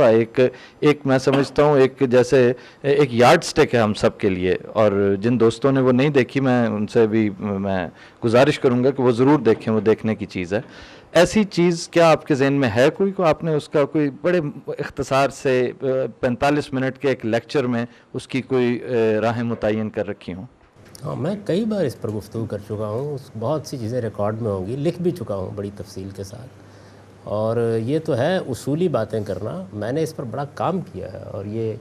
اگر کوئی اچھا نظام تعلیم وجود میں آئے تو اس میں ایک طالب علم کی طرح بہت کچھ اپنے کام کی بنیاد پر خدمت کر سکتا ہوں، بتا سکتا ہوں کہ اس کو کیسے استوار کیا جا سکتا ہے. لیکن یہ خیال جو آپ کا ہے، یا خیال تو نہیں میں کہوں گا، الہام ہے کہ ارباب اقدار مجھ سے استفادہ کرنے کے لیے تیار ہے. میرا خیال یہ ہے کہ ابھی وہ دن نہیں آیا. تاریخ میں سعودی عرب غالباً واحد مثال ہے جہاں فائٹنگ فورسز اور دینی قوتیں جو ہیں وہ ایک سمت میں آگے بڑھیں اور انہوں نے کامیابی حاصل کی، جیسا کہ آپ نے فرمایا. بلکہ دینی قوتوں کا تو وہاں اس حد تک اثر تھا کہ غالباً شاہ فیصل سے پہلے تک جب سعود کو چینج کرنے کی ضرورت محسوس ہوئی تو انہوں نے بڑی ریزسٹنس دی، اور اس کے بعد انہوں نے کچھ ان کو کمزور بھی کیا تاکہ یہ بادشاہت میں پوری طرح ان کا عمل دخل نہ ہو جائے. تو وہاں اتنی مضبوط قوتیں ہیں، دینی قوتیں، بادشاہت کی ان کو سرپرستی حاصل ہے. وہاں یہ دینی علوم کیوں اس طرح نہیں پنپ پائے جس طرح کی ہماری خواہش ہے کہ وہ پنپیں، اور جیسے آپ نے حل بتایا ہے کہ یہ پنپیں. بات یہ ہے کہ اگر آپ سعودی عرب کی خصوصی مثال کو سامنے رکھیں تو محمد بن عبد الوہاب کی ایک تحریک تھی جو ریہ کے ایک چھوٹے سے قصبے سے اٹھی، اور پھر اس تحریک میں وہاں کے مقامی لوگ شریک ہوئے، اور اس میں بعد مقامی شیوخ بھی شریک ہو گئے. پھر شریف حسین کے خلاف آپ کو معلوم ہے کہ صرف اتنا ہی معاملہ نہیں تھا کہ کوئی تحریک اپنے پاؤں پر کھڑے ہو کے کام کر رہی تھی، بلکہ بہت سے بین الاقوامی معاملات اس میں زیر بحث آئے. کس طریقے سے ترکی اور عربوں کی کشمکش سے دوسری قوتوں نے بھی فائدہ اٹھایا اور وہاں ایک حکومت قائم ہو گئی. یہ ایک معاہدے کے نتیجے میں قائم ہوئی آل الشیخ میں اور خاندان عبدالعزیز بن سعود میں ایک معاہدہ ہے جس میں کچھ حدود قیود طے ہے. تو جو وہ مذہبی عنصر وہاں موجود تھا، اس مذہبی عنصر کے اندر کوئی ایسا نہیں تھا کہ ریفارمیشن ہوئی ہے اور وہ پیدا ہوا ہے، بلکہ جو مذہبیت ہمارے ہاں ایک خاص طریقے کی موجود تھی وہی موجود رہی. اور جیسے ہی ایک ملوکیت قائم ہو گئی تو بلکہ اس کا دروازہ ہی بند ہو گیا کہ وہاں پر کوئی آواز اٹھائی جا سکتی ہے یا کوئی نئی دنیا پیدا کی جا سکتی ہے. دیکھیے بات یہ ہے کہ ڈیموکریسی جو ہے، ڈیموکریسی میں بڑے وسیع معنی میں استعمال کر رہا ہوں، ایک ڈیموکریٹک کلچر کے ساتھ سوسائٹی استوار کیجیے، اس کے بغیر آپ اس طرح کی ریفارمیشن کا تصور ہی نہیں کر سکتے. جس جگہ ملوکیت قائم ہوگی وہاں مذہب کو سیاست کے لیے استعمال کیا جائے گا. اس کی حقیقی خدمت جس کو کہتے ہیں، خدمت تو خیر وہی بہت کرتے ہیں، قرآن چھاپ کے تقسیم کرتے ہیں، آپ کے یہاں مسجدیں بناتے ہیں، بہت سے سینٹرز قائم کرتے ہیں، یہ ہوتا رہتا ہے. لیکن یہ کہ کوئی ایسی انقلابی چیز اس کے اندر پیدا کی جائے، اسے گوارا کر لیا جائے، یہ کسی طرح ممکن نہیں ہوتا، کیونکہ ملوکیت بنیادی طور پر ایک پولیس اسٹیٹ ہوتی ہے اور وہ اس کے لحاظ سے اپنا تحفظ بھی کرتی ہے. اس لیے مجھ سے بہت سے لوگ بحث کرتے ہیں اس معاملے میں کہ جی آپ کے خیال میں پاکستان کو ایک سیکولر اسٹیٹ ہونا چاہیے یا اس کو اسلامک اسٹیٹ ہونا چاہیے. میں یہ کہتا ہوں اس کو ایک ڈیموکریٹک اسٹیٹ ہونا چاہیے، آخری درجے کی جمہوری ریاست. اس کا منطقی نتیجہ جو ہے وہ انشاءاللہ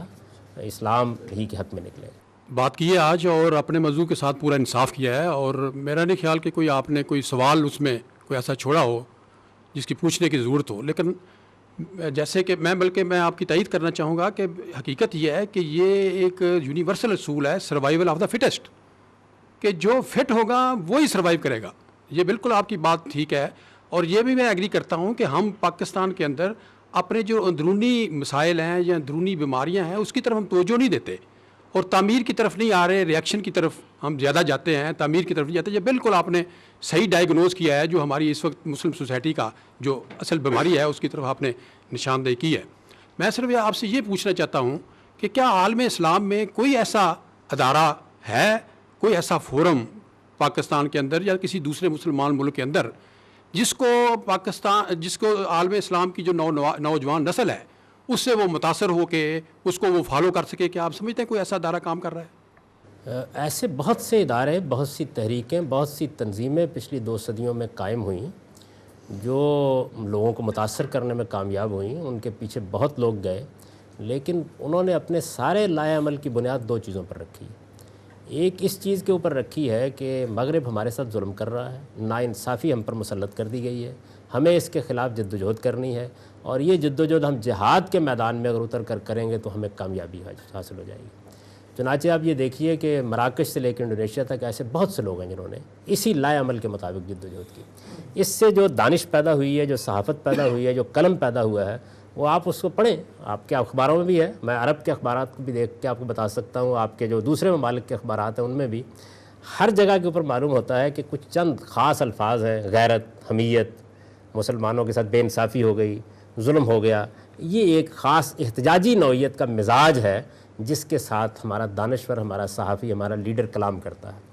تعمیر کی دعوت اور تعمیر کا پیغام اور تعمیر کا لائے عمل، یہ آپ اوپر سے لے کے نیچے تک دے لیں. تنظیمیں بہت ہیں اور لوگ بھی متاثر ہوئے ہیں، یہ ہے ہی نہیں سرے سے.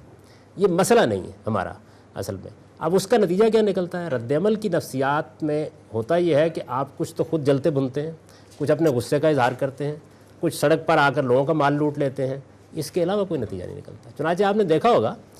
کہ وہ ایک صاحب نے مجھ سے ایک مرتبہ سوال کیا. اس نے کہا جی کہ بات یہ ہے کہ چند ہزار لوگ ہیں کہ جو بم باندھ کے اس وقت لڑائی چھیڑے ہوئے ہیں عالم اسلام کی طرف سے. میں نے کہا نہیں، ایسا نہیں. یہ لوگ تو چند ہزار ہی ہیں، لیکن آپ ریفرینڈم کرا کے دیکھ لیں، باقی سب کے سب لوگ ان کے ہر بم چلنے پر دل سے خوش ہوتے ہیں. یعنی بڑی ان کو اطمینان حاصل ہوتا ہے کہ یہ اصل میں بڑا مارکا ہے جو ہم نے کر لیا. کبھی کرا کے دیکھ لیں، آپ کو اندازہ ہو جائے گا. اور اگر کبھی کسی موقع کے اوپر آپ دیکھیں بھی کہ ذرا لوگ تھوڑے پیچھے ہٹ رہے ہیں اور پھر کوئی ایسا واقعہ ہو جائے کہ جس میں لگے کچھ پسپائی دوسرے کو ہو رہی ہے، تو فوراً آپ کے سارے دانشور جو نکل کے سامنے دیکھا ہم نے مارکا مار لیا. لیکن نتیجہ کیا ہے؟ نتیجہ دیکھیے، پچھلی 2 صدیوں کے دوران میں یعنی ٹیپو سلطان کو شکست ہوئی، سراج الدولہ کو شکست ہوئی، 1857 کی جنگ آزادی میں شکست ہوئی، انور پاشا کو شکست ہوئی، عبد الکریم ریفی کو شکست ہوئی، آپ کے ہاں ملا عمر کو شکست ہوئی، صدام حسین کو شکست ہوئی، اس سے پہلے سید احمد شہید کو شکست ہوئی. ہم نے کبھی اس کا جائزہ نہیں لیا. اخلاقی لحاظ سے ہم اتنے پست ہو چکے ہوئے ہیں کہ یہ حقیقت ہے کہ جب جنگ کی نفسیات میں جیسے آدمی ہوتا ہے، اس میں ہر قانون کو آپ توڑ دیں، ہر قاعدے کو پامال کر دیں، اسلام کی حرمت پامال کر ڈالیں. لوگ یہ کہتے ہیں کیا کریں جی، اس وقت لوگ عاجز آئے ہوئے ہیں، اس وقت وہ یہی کریں گے. میں ہمیشہ یہ پوچھتا ہوں کہ اچھا اگر عاجز آنے کے بعد مذہبی اقدار اور اخلاقیات ختم ہو جاتی ہیں تو پھر اسی کا ہمیں علمبردار اور دعوے دار بن کے نکلنا چاہیے. ہو سکتا ہے کوئی دوسری قوم اسی بنیاد کے اوپر کوئی دوسرا فلسفہ بیان کر دے. تو ہمارے ہاں ایک بڑی صورتحال یہ ہے کہ ہماری لیڈرشپ اس طرح کا کام کرنے کے لیے تیار ہی نہیں ہے. اور یہ مزاج پہ آج نہیں بنا. یعنی کبھی آپ اس پہ غور کریں کتنی بڑا مغل امپائر ہے، 3-4 صدیوں کی ایک پوری تاریخ آپ کے پیچھے چھوڑ کے گیا ہے. آپ اس کے باقیات و آثار کا مطالعہ کریں، مقبرے اور مسجدیں، کوئی رصد گاہ، کوئی تعلیمی ادارہ، کوئی اعلیٰ درجے کی غیر معمولی لائبریری. تو جب آپ کی میراث یہی ہے، اور اس میراث کو بڑی تقویت دی ہے عثمانیوں نے، یعنی ان سے پہلے تک عباسیوں کے ہاں بھی، اور اسی طریقے سے بنو امیہ کی جو سلطنت اسپین میں قائم ہوئی اس کا مزاج علمی تھا، فکری تھا. اس میں بیت الحکمت قائم ہوئے، تراجم ہوئے، یونانی علوم کو ہم نے دنیا تک منتقل کیا، اس میں سائنس کی سرپرستی ہوئی، بہت سی ایجادات ہوئیں. یعنی وہ مزاج بالکل الگ تھا، یہ مزاج بالکل الگ تھا. اس میں اگر کوئی ترقی ہوئی تو یا فنون لطیفہ کو ہوئی، اور یا پھر اس طرح کی مقبرے اور مسجدیں اور اس طرح کی چیزیں بنی. اور آج آپ وہی دکھانے کی پوزیشن میں، اور تو کوئی چیز آپ کے پاس موجود نہیں ہے. بالکل ایسے لگتا ہے کہ جیسے یہی ذہنیت بعد کی پیدا ہونے والی لیڈرشپ میں منتقل ہو گئی ہے، اور وہ بھی ایک خاص طرح کی رد عمل کی نفسیات میں مبتلا ہو کر اپنا لائے عمل بناتی ہے، اطمینان سے شکست کھاتی ہے، اس کے بعد نئی شکست کی تیاری شروع کر دیتی ہے. اس وقت جو نظر آ رہا ہے، اور یہ 2 صدیوں سے نہیں بلکہ اس سے پہلے سے ہے، وہ یہ ہے کہ مسلمان جو ہے کنفیوژن کا شکار ہے. کسی موضوع 4 تو مذاہب جو ہیں وہ تو ایک یا 5 بلکہ کہنا چاہیے وہ تو نون ہیں، سب جانتے ہیں، لیکن کسی بھی ایشو پر جو ہے اتفاق رائے، جیسے امت کا اتفاق رائے یا اجماع کہنا چاہیے، وہ نہیں ہے. ایک ایسی قوم یا ایک ایسی امہ جو کسی ایشو پر نہ تو متفق رائے ہے، اور نہ ہی اس کی جو سطح ہے سوچنے کی، یعنی میرے مراد عام آدمی نہیں ہے بلکہ جو اس کا عالم ہے یا دانشور ہے یا فقیہ ہے، نہ اس کی سطح ایک ہے. تو اب غیر سے مقابلہ یا مقابلہ نہیں کہنا چاہیے، دوسری تہذیب پر کو قبول کرنا یا اپنی تہذیب کو اس کے لیے قابل قبول بنانا تو بعد کا مرحلہ ہے. یہ امت کے اندر جو انتشار کی، ذہنی انتشار کی کیفیت ہے اور یہ صدیوں سے ہے. اس کا علاج کیا ہے کہ جب تک یہ نہیں ہوگا، آپ کے سامنے ہے کہ 3 ریاستیں وجود میں آئیں، وہ اسی لیے ہمیں ناکام نظر آتی ہیں کہ وہ اپنی جو رائے تھی لے کر آئیں، وہ نہ تو اسلام کے تقاضوں کے مطابق تھی، نہ عہد حاضر کے تقاضوں کے مطابق تھی. تو آئندہ بھی اگر اسی طرح ہی ہوتے چلے جانا ہے تو پھر علاج کیا ہے اس کا؟ دیکھیے اس کی وجہ پہ آپ غور کیجئے، وہ کیا وجہ ہے؟ وجہ یہ ہے کہ سیاست مقدم ہے. یعنی یہ نعرہ ہے کہ ہم کو ایک اسلامی حکومت قائم کرنی ہے. یہ کہ اسلامی حکومت معاشرے کے بطن سے پیدا ہوتی ہے اور پہلے معاشرے کی تعمیر کرنی ہے، یہ نعرہ نہیں ہے. چنانچہ تعلیم کو کبھی موضوع نہیں بنایا گیا. دنیا کے اندر حقیقی انقلاب علم سے آتا ہے. تو ہمارے ہاں جو علم موجود ہے، میرے نزدیک جب کوئی ریاست قائم ہوگی اسی کا ظہور ہو جائے گا. مولانا مودودی صاحب مرحوم زندہ تھے اس وقت جب ایران میں انقلاب آیا. ان کے ساتھ ایک نشست میں بیٹھے ہوئے ایسی گفتگو ہو رہی تھی، تو انہوں نے کہا خمینی صاحب جو تبدیلی لا رہے ہیں یا جس طرح کی صورت ہو رہی ہے، اس سے بڑی توقعات ہیں. تو میں نے ان کی خدمت میں عرض کیا جی کہ میں ایک طالب علم ہوں، شیعہ علم میں ابھی تک جو کچھ بھی ان کا علم ہے اس میں کوئی ایسی بنیاد نہیں دیکھ رہا کہ جس سے کوئی نئی دنیا وجود میں آ جائے گی. دیوبندی علم اسی جگہ کھڑا ہے جس طرح وہ ہے. یعنی آپ دیکھیے کمپیوٹر میں اور دوسری زبان سیکھ لینے سے اس سے کچھ نہیں ہوتا. آپ کے اپنے علم کے اندر کیا یہ چیز پیدا ہوئی؟ آپ کو جو چیز وحدت فکر دے سکتی تھی، جو بے شمار اختلافات کے اندر ایک سررشتہ دے سکتی تھی، وہ قرآن مجید تھا. میری بات شاید گراں گزرے لیکن میں عرض کرتا ہوں کہ پچھلی 12 صدیوں سے کم و بیش قرآن نہ آپ کے علم کا محور ہے نہ آپ کے عمل کا محور ہے. اسی لیے میں نے عرض کیا تھا کہ ہمیں اصل میں مذہب میں ریفارمیشن کوئی ضرورت نہیں، وہ تو ہمارے پاس موجود ہے اللہ کا دین. ہمیں ضرورت اس بات کی ہے کہ ہم اپنے علم کی بنیاد قرآن مجید کو بنائیں. اس وقت میں نے عرض کیا اسی لیے کہ 13,000 کے قریب مدارس آپ کہتے ہیں کہ موجود ہیں. ان میں اچھے مدارس آپ دیکھ لیں 100 200 500 ہوں گے. ان کے نصاب تعلیم کا جائزہ لے کر دیکھیں تو اندازہ ہو جائے گا کہ آپ کیا پیدا کر رہے ہیں. تو جو آپ پیدا کر رہے ہیں وہی ہوگا. اس لیے میں اس جانب توجہ دلانے کی جسارت کر رہا ہوں کہ سیاست اصل میں کیا چیز ہوتی ہے. سیاست موجود حقائق کو رونما کرنے کا نام ہے. اس میں نئے حقائق پیدا نہیں کیے جا سکتے. نئے حقائق ہمیشہ علم اور تعلیمی انقلاب سے پیدا ہوتے ہیں. تو جب بھی کوئی ریاست قائم ہو، پاکستان میں قائم کر کے دیکھ دیجئے، پاکستانی معاشرے کا ظہور ہو جائے گا. ایران میں قائم کر کے دیکھیے، ایرانی معاشرے کا ظہور ہو جائے گا. یعنی جو آپ نے سوسائٹی میں علمی بنیاد قائم کر رکھی ہوئی ہے اس کا ظہور ہو جائے گا. تو یہ جو آپ کو اتنا افتراق اور اتنا تشدد اور اتنا اختلاف نظر آتا ہے اور معلوم ہوتا ہے کہ یہ چیز نہیں ہے، اس کی وجہ یہ ہے کہ آپ کے مذہبی علم کی بنیاد اس کتاب پر نہیں رہی جو اصل میں اختلافات کو دور کر سکتی تھی، جو اس کی بنیاد بن سکتی تھی. وہ جو کچھ بھی 3 صدیوں میں ہو گیا تھا اس کو آپ نے آگے بڑھایا. اب اس کے بعد اصل میں آپ کے یہاں حنفی مدرسے ہیں، شافعی مدرسے ہیں، آپ کے یہاں اہل حدیث مدرسے ہیں. اسلامی مدرسہ کوئی بھی نہیں. جس طرح شاید ہی کوئی مسلمانوں کی مسجد آپ کو نظر آئے، یا مسجد دیوبندی ہوگی یا بریلوی ہوگی یا اہل حدیث ہوگا. تو یہ چیز ہے جس نے خرابی پیدا کی ہے. اگر آپ اپنی تعلیم کو ریفارم کریں اور بالخصوص مذہبی تعلیم کو، اور اس کا محور قرآن مجید کو بنا دیں، اور تعلیم کو آپ آبجیکٹو کریں جس طرح کہ دنیا نے اس کو کیا ہے. یعنی تعلیم ہمارے یہاں تبلیغ ہے. آپ کسی دینی مدرسے میں چلے جائیں تو آپ کو یہ اندازہ ہوگا کہ پہلے دن سے لے کے آخری دن تک، میں تو چونکہ پڑھا ہوں اس میں جانتا ہوں میں اس سب کچھ کو، وہ تبلیغ ہے اصل میں تعلیم نہیں ہے. دونوں میں بڑا فرق ہوتا ہے. تبلیغ میں آپ کے پاس ایک مقدمہ ہوتا ہے جس کو آپ دوسرے کے ذہن میں اتارنا چاہتے ہیں، اس کو آپ حق سمجھتے ہیں. تعلیم میں آپ شعور کو بلند کرتے ہیں، فہم و فکر کو آمیز کرتے ہیں، اس کو مہمیز دے کر آپ یہ چاہتے ہیں کہ چیزوں کو سمجھا جائے. تبلیغ یہ ہے کہ میں نے آپ سے یہ کہا کہ دیکھیے جناب بات یہ ہے کہ نماز میں رفع یدین کرنا چاہیے اور آپ پہ پورا زور ڈال دیا کہ یہی حق ہے. اور تعلیم یہ ہے کہ میں آپ کے بتاؤں کہ اس معاملے میں رسالت مآب صلی اللہ علیہ وسلم نے یہ کیا ہے، یہ اختلافات ہیں، ان اختلافات کے وجود یہ ہیں، اہل علم اس کو اس طرح دیکھتے ہیں، آپ ایجوکیٹ ہو جائیں گے. اس کے بعد مسئلے کی نوعیت بدل جائے گی. جیسے یہ ہو جائے گا تو آپ دیکھیں گے نتائج بھی وہی نکلیں گے. اس وقت صورتحال یہ ہے کہ گھوڑے کے آگے چونکہ ہم گاڑی باندھتے ہیں اور ہم نے اپنی قوم کی تعمیر اور اس کے علم کی اصلاح کے بجائے اس کو موضوع بنا لیا اپنی ساری توجہات کا کہ سیاسی تبدیلی لائی جائے, حکومت پر قبضہ کیا جائے. تو سیاسی تبدیلی تو موجود حقائق سے آئے گی, نئے حقائق سے کبھی نہیں آتی. چنانچہ جو بھی سیاسی تبدیلی لانے کے لیے اٹھے گا اسے موجود حقائق سے کمپرومائز کرنا پڑے گا, اس کے اندر سے راستہ نکالنا پڑے گا, اور جب وہ مذہب کی بنیاد پر بات کرے گا تو جو مذہب موجود ہوگا وہی ظہور پذیر ہو جائے گا, تھوڑے بہت فرق کے ساتھ. اس وقت جس طرح میرے بھائی آفتاب نے کہا کہ آپ ایک امید کی طرح موجود ہیں اس زمانے میں, اور میری یہ دعا ہے کہ لوگ جانیں آپ کے بارے میں. تو میں بہت سی تمنائیں اپنے دل میں رکھتا ہوں, مگر بات صرف یہ ہے کہ یہ گفتگو کوئی آرزو تو پیدا کرتی ہے ہمارے دل میں, مگر میں سمجھتا ہوں کہ کسی منزل کی طرف نہیں لے جاتی ہمیں, کیونکہ یہ باتیں ہم برسوں سے سنتے چلے آ رہے ہیں. آپ اس کو زیادہ بہتر طریقے سے, زیادہ خوبصورتی سے, زیادہ جدتوں اور جدید تقاضوں کے مطابق بیان کرتے ہیں, اور ہم سمجھتے ہیں کہ یہ ٹھیک ہے یہ بات. تو مذہبی تعلیم لوگ تو چاہتے ہیں, مذہبی تعلیم. میں سمجھتا ہوں کہ انگلستان میں رہنے والے بھی اپنے بچوں کو قرآن پڑھاتے ہیں اور اپنے بچوں کو مذہبی تعلیم سے آراستہ کرنے کی کوشش کرتے ہیں,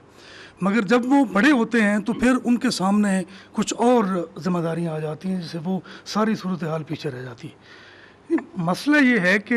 قرآن کو محور تو بنایا جائے, مگر میں آپ سے پہلے بھی یہ گزارش ہوتی رہی ہے کہ قرآن میرے خیال میں, اگر میں غلط ہوں تو آپ مجھے معاف کریں, میں سمجھتا ہوں کہ ایک نئی تفسیر کی ضرورت ہے, ایک نئی انٹرپریٹیشن کی ضرورت ہے, اور جدید تقاضوں, جدید زمانے کے معاملات کے مطابق قرآن کو بیان کیا جائے, اور پھر وہ مذہبی تعلیم اور تعلیم کے اندر فاصلے کو ختم کیا جائے, اور اس طرح یہ صورتحال ہو کہ اس سے وہ نتائج پیدا ہوں جن کی طرف آپ اشارہ کر رہے ہیں. مگر میں پھر یہ اس بات کو زور دے کر کہہ رہا ہوں کہ یہ باتیں لوگوں کے اندر کسی طرح کا بھی شعور بیدار کرنے سے ابھی تک تو پیدا نہیں ہوئی. ٹیپو سلطان سے لے کر اب تک آپ نے مختلف لوگوں کی شکستوں کا ذکر کیا ہے, تو کیا کوئی اور بڑی شکست جو ہے اس کا سامنا ہمیں ہے؟ میں سمجھتا ہوں کہ جب تک کسی ریاست کے مسلمان حکمران یہ طے نہیں کر لیں گے کہ انہیں کیا کرنا ہے, اور انہیں وہی کچھ کرنا ہے جو آپ کہہ رہے ہیں, تو اس کے بعد کوئی تبدیلی تو آ سکتی ہے. مگر میں سمجھتا ہوں کہ لوگوں کے بدلنے سے کیسے تبدیلی آئے گی, وہ تبدیلی بالکل نہیں آ سکتی. اور جو آفتاب نے پہلے بات کی تھی, میں سمجھتا ہوں کہ آپ کے پاس تو ہر طرح کے لوگ آتے رہے. عمران خان آپ کے پاس آتے رہے, اور عمران خان اس وقت بھی آپ کے پاس آیا جب وہ مشرف کا بہت دوست تھا. تو میں سمجھتا ہوں کہ یہ بات تو درست ہے کہ سب لوگ جو ہے آپ سے استفادہ کرنا چاہتے ہیں. تو میری یہ خواہش ہے, اور میں اس سے پہلے بھی آپ سے گزارش کر چکا ہوں, کہ آپ آگے بڑھیں اور کوئی ایسی بات کریں کہ جو صحیح معنوں میں ہمیں انقلاب کے دروازے تک لے جائے. اس میں ایک بہت دلچسپ چیزیں ہیں جن کی طرف میں اشارہ کرنا چاہوں گا. دیکھیے بات یہ ہے کہ نہ معاشرے آپ سے آپ بدلتے ہیں اور نہ حکومتیں معاشروں کو بدل سکتی ہیں. اصل میں سوسائٹی کے اندر اللہ تعالیٰ کا نظام یہ ہے, کبھی آپ اس پہ غور کریں کہ اللہ تعالیٰ ایک توازن قائم رکھتا ہے. عام طور پر آپ معاملات کو زیادہ نہ چھیڑیں تو عورتیں مرد کوئی بہت امبیلنس نہیں ہوتے, 1-2% کا فرق ہوتا ہے نا, سب کی شادیاں ہوتی رہتی ہیں. ایسا ہی معاملہ ذہانتوں کے معاملے میں بھی اللہ تعالیٰ کرتے ہیں. یعنی اس کو آپ بڑے کروڈ الفاظ میں اگر میں بیان کروں تو یوں سمجھ لیں کہ کتنے ترخان پیدا کرنے ہیں, کتنے شاعر پیدا کرنے ہیں, کتنے اجمل نیازی پیدا کرنے ہیں, یہ بھی طے کرتی ہے, اور اس کے لحاظ سے ہی پیدا کرتے ہیں اللہ تعالیٰ. اصل سوال یہ ہے کہ یہ جو سوسائٹی کے اندر آپ کی ایک ایلیٹ پیدا ہوتی ہے دانش میں, فکر میں, مذہب میں, یہ کیا کرتی ہے؟ میرے نزدیک قومیں یہاں سے بنتی اور بگڑتی ہیں. یہ جو پچھلی 2 صدیوں کے دوران میں یہ جو آپ کی ایلیٹ ہے, یہ اس میں آپ کے جتنے بڑے بڑے نام ہیں, یعنی ابوالکلام آزاد ہوں, شبلی ہوں, اقبال ہوں, سب کو شامل کر لیجئے, بڑے بڑے نام, اور باہر کے بھی صورتحال یہی ہے, انہوں نے کبھی یہ لائعمل اختیار ہی نہیں کی. اقبال نے اس کی آرزو پیدا کی, اور آپ دیکھیے کہ اس میں کچھ نشاندہی بھی کی, لیکن بعد میں ہم نے بالکل طے کر لیا کہ نہیں, اس معاملے میں ہم نے آگے نہیں بڑھنا کسی دائرے میں بھی. اس کو کبھی موضوع بنا کر کام نہیں کیا گیا. اس وجہ سے جیسے یہ کام ہوگا, حکومتیں در حقیقت کچھ نہیں ہوتی, وہ معاشرے کی ایلیٹ کا ظہور ہوتی ہیں, جس طرح سے ہوتا ہے, یہی ہوتا ہے ہمیشہ. تو سوسائٹی کے اس طبقے کو بدلنے کی ضرورت ہوتی ہے. اس کو کیسے آپ کار فرما طبقہ کہیے, اس کو آپ مؤثر طبقہ کہیے, اس کو آپ جو کہیے, یہ میرے نزدیک اس وقت اگر آپ کالم پڑھیں, آپ مضامین پڑھیں, آپ تقریریں سنیں, آپ گفتگویں سنیں, آپ کو ہر جگہ یہ محسوس ہوگا کہ اس کی کمٹمنٹ علم اور تعلیم کے ساتھ نہیں ہے. آرزو ایک الگ چیز ہے, کمٹمنٹ نہیں ہے کہ یہی لائے عمل ہے, اس کو اختیار کرنا ہے, اس کے لیے سب کچھ لگا دینا. یہاں کروڑوں روپے اس قوم نے دیے ہیں. اب بھی عام اندازہ یہ ہے کہ ہمارے ہاں جو دینی مدارس ہیں ان کو کوئی 72 ارب کے قریب روپیہ جو ہے وہ قوم دیتی ہے. یہ کوئی معمولی رقم نہیں ہے. اچھا, کروڑوں روپے آپ دیکھیں الیکشنوں کی نظر ہوئے ہیں, سیاست کی نظر ہوئے ہیں, اور اسی طرح کاموں کی نظر ہوئے ہیں. اگر اس چیز کو مجتمع کر کے اس ساری قوت کو یہ طے کر لیا جاتا کہ ہمیں اپنے تعلیم میں انقلاب برپا کرنا ہے تو اس سے قوم بنتی. اس کے بعد اصل میں جو حقائق پیدا ہو جاتے ہیں ایلیٹ میں, اس کو پھر سیاستدان بھی استعمال کرتے ہیں, پھر ریاست پر بھی اس کے اثرات ہونے شروع ہو جاتے ہیں. اس مرحلے میں اگر حکومت کچھ کرنا چاہتی ہے تو پھر وہ کرنے میں بھی کامیاب ہوتی ہے. میں آپ سے عرض کروں کہ اس وقت اگر مثال کے طور پر حکمران فیصلہ کر لیں کہ ان کو اس نوعیت کا کوئی کام کرنا ہے, میں آپ کو بتاتا ہوں کہ آپ کی سوسائٹی کا موجودہ سٹرکچر ہی اس کے راستے میں رکاوٹ بن کے کھڑا ہو جائے گا. یعنی یہ سوچ بڑی مشکلات ہیں. ان مشکلات کو اس وقت تک دور نہیں کیا جا سکتا جب تک دونوں جانب شعور پیدا نہ ہو. حکومت اپنی سطح پر یہ کام کرے اور سوسائٹی کی ایلیٹ اس کو ایک مسئلہ بنائے, قلم پر یہی آئے, زبان پر یہی آئے, ڈسکریج کیا جائے جو دوسری اس طرح کی نوعیت کی چیزیں اٹھتی ہیں جو کانفلکٹ پیدا کرتی ہیں, تصادم پیدا کرتی ہیں. اگر یہ چیز ہوگی تو پھر یہ معاملہ ہوگا. اب رہ گئی یہ بات جو آپ میری طرف آپ نے روح سخن کیا, میں تو بالکل معمولی درجے کا طالب علم آدمی ہوں اور یہ سمجھتا ہوں کہ بس ایک طالب علمہ نوعیت کی خدمت میں کر سکتا ہوں. میری جو پچھلی 15-20 سال کی زندگی ہے اس میں وہ جو آپ نے اشارہ کیا اس جانب, اصل مسئلہ یہ تھا کہ پہلے مرحلے میں دین میں یہ جو کانفلکٹ پوائنٹ ہے ان کی تعبیر کر لی جائے, سمجھ لیا جائے. یہ کام میں نے شروع کیا تھا, اللہ کا شکر ہے اس وقت میں اس کا آخری چیپٹر لکھ رہا ہوں, اور اگر اللہ تعالیٰ نے مہلت دی تو شاید اس سال میں فارغ ہو جاؤں گا.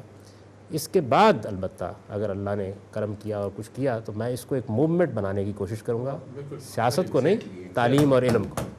میرا سوال یہ ہے کہ میں نے یہ دیکھا ہے کہ ہمارے جو مذہبی عالم ہیں اور مسلمان ہیں اور جو اس کا دعویٰ بھی کرتے ہیں, ان کا سارا زور عبادات تک ہے, لیکن جو ہمارے انسانی رویے ہیں اور جو کلیکٹیو سماجی ہماری ایک سروس ہونی چاہیے یا ایک ریفارمز کا پہلو ہونا چاہیے, وہ بالکل کہیں نظر نہیں آتا. لیکن مذہب کا پورا زور یہ تو ہے کہ نماز پڑھیں, روزہ رکھیں, یہ کچھ کریں, لیکن جو سماجی رویے اور انسانی رویے ہیں اس میں ہمارا مذہب جیسے کہ بالکل خالی ہے. اور آئرونی کے لیے دیکھا جا رہا ہے کہ جو مذہبی لوگ ہیں وہی اپنے انسانی رویوں میں وہ اس کا شکار ہیں, یعنی کہ کمی کا, ڈیفیشنسی کا شکار ہیں. یہ کیوں ہو رہا ہے؟ اور دوسری بات جو آپ نے چینلز کی بات کی تھی, یہ بالکل ٹھیک ہے. اس کا کیا علاج ہے کہ جب ایک چینل پر آ کر یہ کہا جاتا ہے کہ درود شریف پڑھنے والے کے تمام گناہ معاف ہو جاتے ہیں, جب کہنا یہ چاہیے کہ گناہ کرنے والے کا درود شریف قبول نہیں ہوگا. تو یہ جو رویے چینلز پر پروموٹ کیے جا رہے ہیں, یا حج کر کے آئیں گے تو اس طرح دھل جائیں گے یا یوں ہو جائے گا, یہ ملاوٹ کرنے والا کوئی مطلب گناہ گار ہوتا چاہے جتنے مرضی درود شریف پڑھ لے. یہ انسانی سماجی رویوں پر مذہب کی تحریکیں کیوں نہیں زور ڈال رہی ہیں, صرف عبادات پر کیوں زور دیا جا رہا ہے؟ دیکھیے جی, میں تو اس کے بارے میں اپنا نقطہ نظر آپ کی خدمت میں عرض کر چکا ہوں کہ ہماری مذہبی تعلیم بہت ناقص ہے. یہ آپ نے عنایت فرمائی ہے کہ یہ کہا ہے کہ وہ عبادات کے بارے میں بھی کہتے ہیں, ان کے بارے میں بھی نہیں کہتے. کبھی آپ جا کر دیکھیں جن چیزوں کو موضوع انہوں نے بنایا ہوتا ہے اس کا نہ کوئی خدا سے تعلق ہوتا ہے نہ انسانوں سے تعلق ہوتا ہے. اور یہ ذہنیت جس کی طرف آپ نے اشارہ کیا, بدقسمتی سے پوری قوم میں سرایت کر گئی. اس کا ایک میں دلچسپ واقعہ آپ کو سناؤں, نام لینا مناسب نہیں. ایک مسجد کے خطیب, عالم, اچھے لیکن کاروباری آدمی تھے. تو مسجد میں ان کے ساتھ نماز پڑھنے کے لیے گیا. تو یہ حقیقت ہے کہ انہوں نے بہت اچھی نماز پڑھی, اور صرف یہی نہیں کہ جو نماز جماعت ہو چکی تھی فرض اپنے طور پر پڑھے,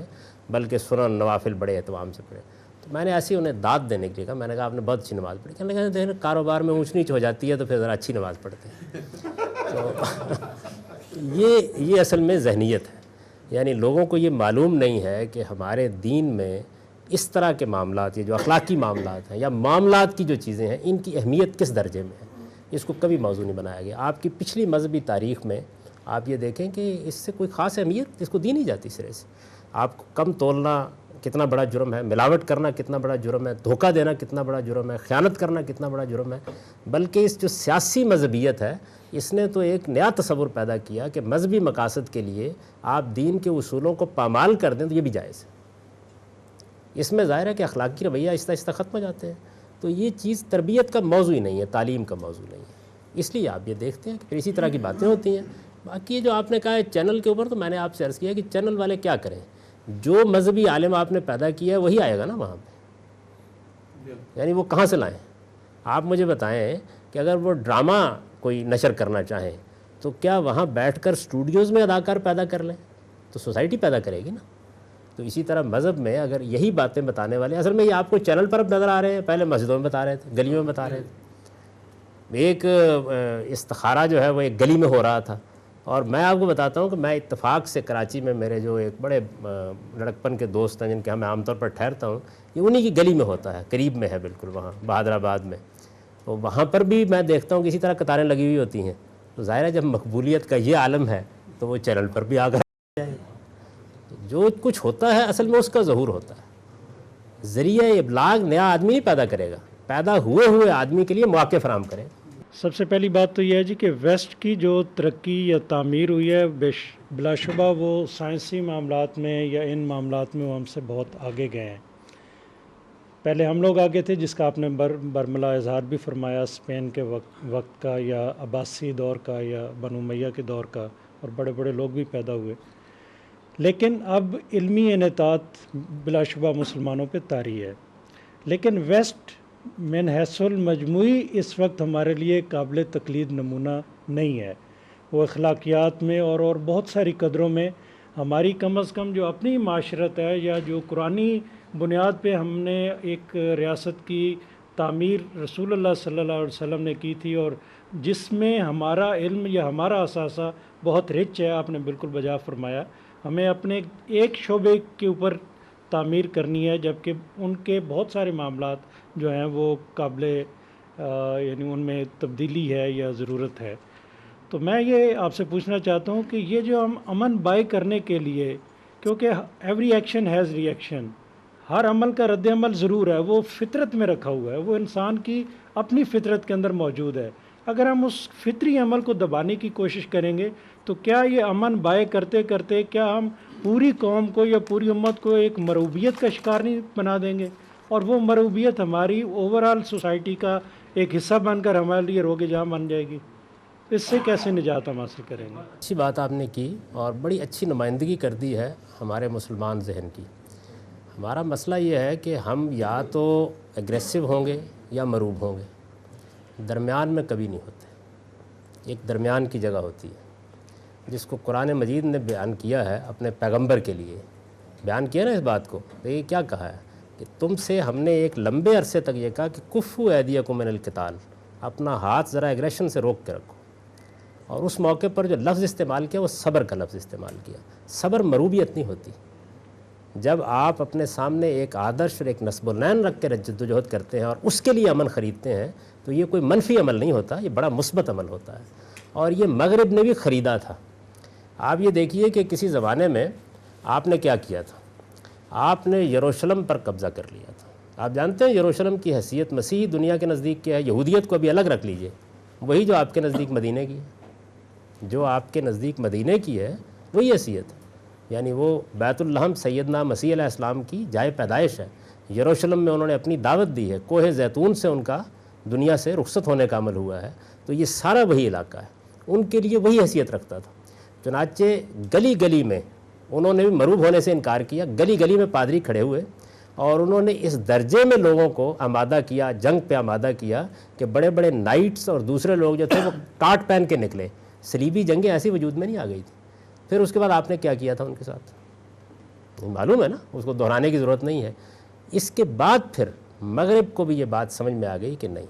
اصل میں مسلمان اس وقت اپنی تعمیری صلاحیت میں جس مقام پر کھڑے ہیں، اس مقام پر ٹکرانے سے کچھ فائدہ نہیں ہوگا۔ چنانچہ انہوں نے 3 صدیوں تک امن خریدا ہے اس کے بعد،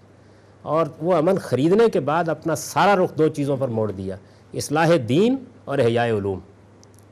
ریفارمیشن کی اپنے مذہب میں، اس کا بڑی اچھی طریقے سے جائزہ لیا، بڑی تحریکیں اٹھی وہاں، انہوں نے رخ بدل دیا بالکل سوچنے کا لوگوں کا، اور کانفرنٹیشن سے نکالا اپنی قوم کو، اور پھر رینیسنس کی تحریک، احیاء علوم کی تحریک، دیکھ چکا المنی شورش اصلاح دین اقبال نے جس کو بیان کیا ہے، یہ سارا عمل ہوا وہاں پہ کم و بیش 3-4 صدیوں تک۔ اس کے بعد پھر نہایت اطمینان کے ساتھ دنیا نے یہ دیکھا کہ اب صلیبی جنگوں کا نتیجہ آپ کی خواہشات کے بالکل خلاف نکلنا شروع ہو گیا۔ تو اس کو کہتے ہیں امن خریدنا، یہ مروبیت کا عمل نہیں ہوتا۔ ہم اصل میں اسی نفسیات میں مبتلا ہو جاتے ہیں۔ یہ وہ مقام ہے جس پر انبیاء علیہ السلام کو صبر کرنے کے لیے کہا جاتا ہے۔ اور یہ دیکھیے قرآن نے اس میں رسالت مآب صلی اللہ علیہ وسلم کو کس طرح کہا ہے، یعنی سیدنا یونس علیہ السلام جیسے پیغمبر سے بے صبری ہوئی تو قرآن نے جب آپ کو کھڑا کیا تو کہا وَلَا تَكُنْ كَصَاحِبِ الْحُوتِ، کہیں اس مچھلی والے کی طرح بے صبر نہ ہو جانا، صبر کے ساتھ اس نتیجے کا انتظار کرو۔ پھر مزید کہا، یہ جو ہم کہتے ہیں نا کہ اچھا ہم یہ کریں گے تو پھر دشمن ہم کو نگل لے گا، اس کا جواب دیا قرآن نے کہ میں قتال کرنے والوں کی مدد کا تو ایک قانون رکھتا ہوں، اتنی طاقت ہوگی تو تب مدد کروں گا ورنہ نہیں کروں گا، صبر کرنے والوں کے ساتھ نہتے بھی ہوں تب بھی کھڑا ہوتا ہوں۔ تو جب خدا ساتھ کھڑا ہوتا ہے تو نوعیت بالکل مختلف ہو جاتی ہے۔ ہم مسلمانوں نے صبر کے موقع کے اوپر اقدام کا فیصلہ کر رکھا ہوا ہے، اس میں ہم خدا کی مدد سے محروم ہو گئے۔ تو اس کو آپ مروبیت کی اصطلاح سے تعبیر نہ کیجئے، صبر کا موقع۔ اور آپ دیکھیں اس میں سب سے بہترین اسوہ آپ کے لیے رسالت مآب صلی اللہ علیہ وسلم کی مکے کی زندگی ہے اور سیدنا مسیح علیہ السلام کی یروشلم میں دعوت ہے۔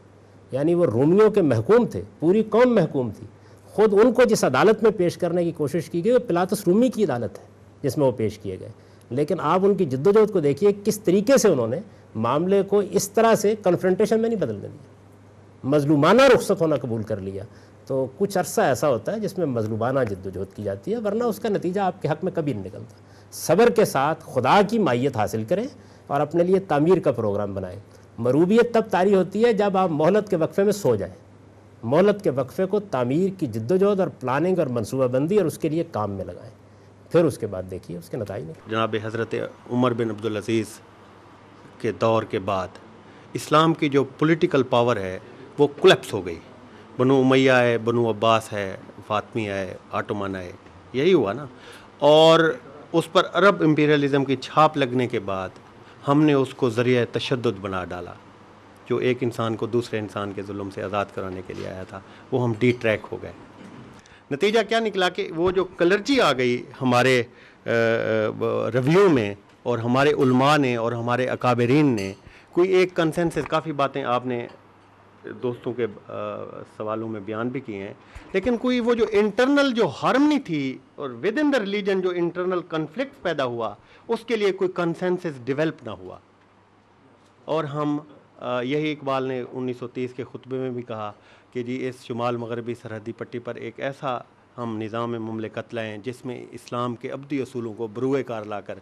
ہم دنیا کو گڈ گورننس دے سکیں،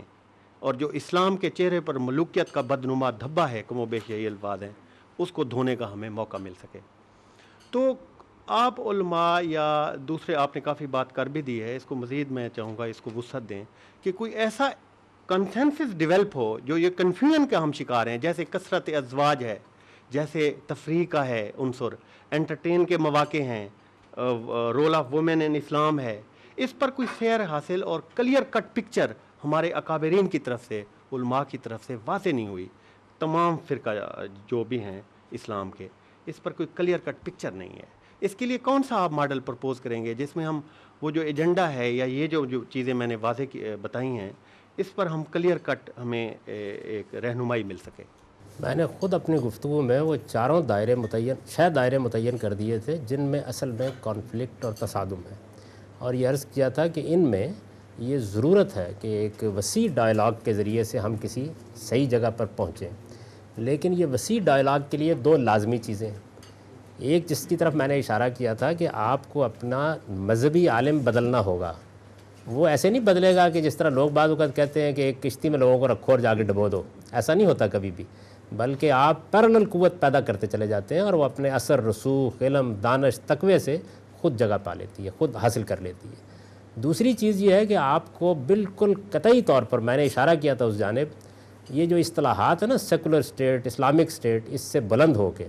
ڈیموکریٹک سٹیٹ کے لیے جدوجہد کرنی ہوگی۔ ایک جمہوری معاشرہ، جمہوری ریاست اور جمہوری کلچر، میں آپ کو اطمینان دلاتا ہوں کہ اگر آپ جمہوری کلچر حقیقی معنی میں کامیاب ہو گئے کرنے میں تو جس کنسنسس کا آپ خواب دیکھتے ہیں وجود میں آ جائے گا، کیونکہ تینوں جو سلطنتیں قائم ہوئی ہیں تینوں نے جمہوری پروسیس کو اپنے ہاں شروع ہونے ہی نہیں دیا، اور یا اس کو ایسی زنجیریں ڈال دی ہیں کہ جس کے بعد وہ آگے نہیں بڑھ سکتا۔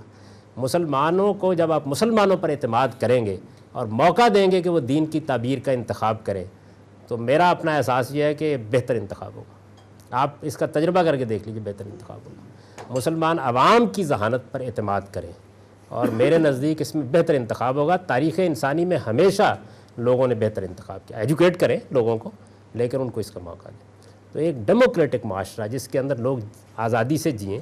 اپنی بات پیش کریں، حدود کے اندر رہ کر دوسرے کی بات سنیں، اصل میں یہ چیز ہے جس کو آپ پیدا کیجئے۔ اس کے بائی پروڈکٹ کے طور پر معاشرے کے اندر اگر اسلام کی تعلیم اور علم اچھا ہوگا اور اس کے پیش کرنے والے اعلیٰ درجے کے ہوں گے تو خود بخود وہ چیزیں آ جائیں گی جن کو آپ لانا چاہتے ہیں۔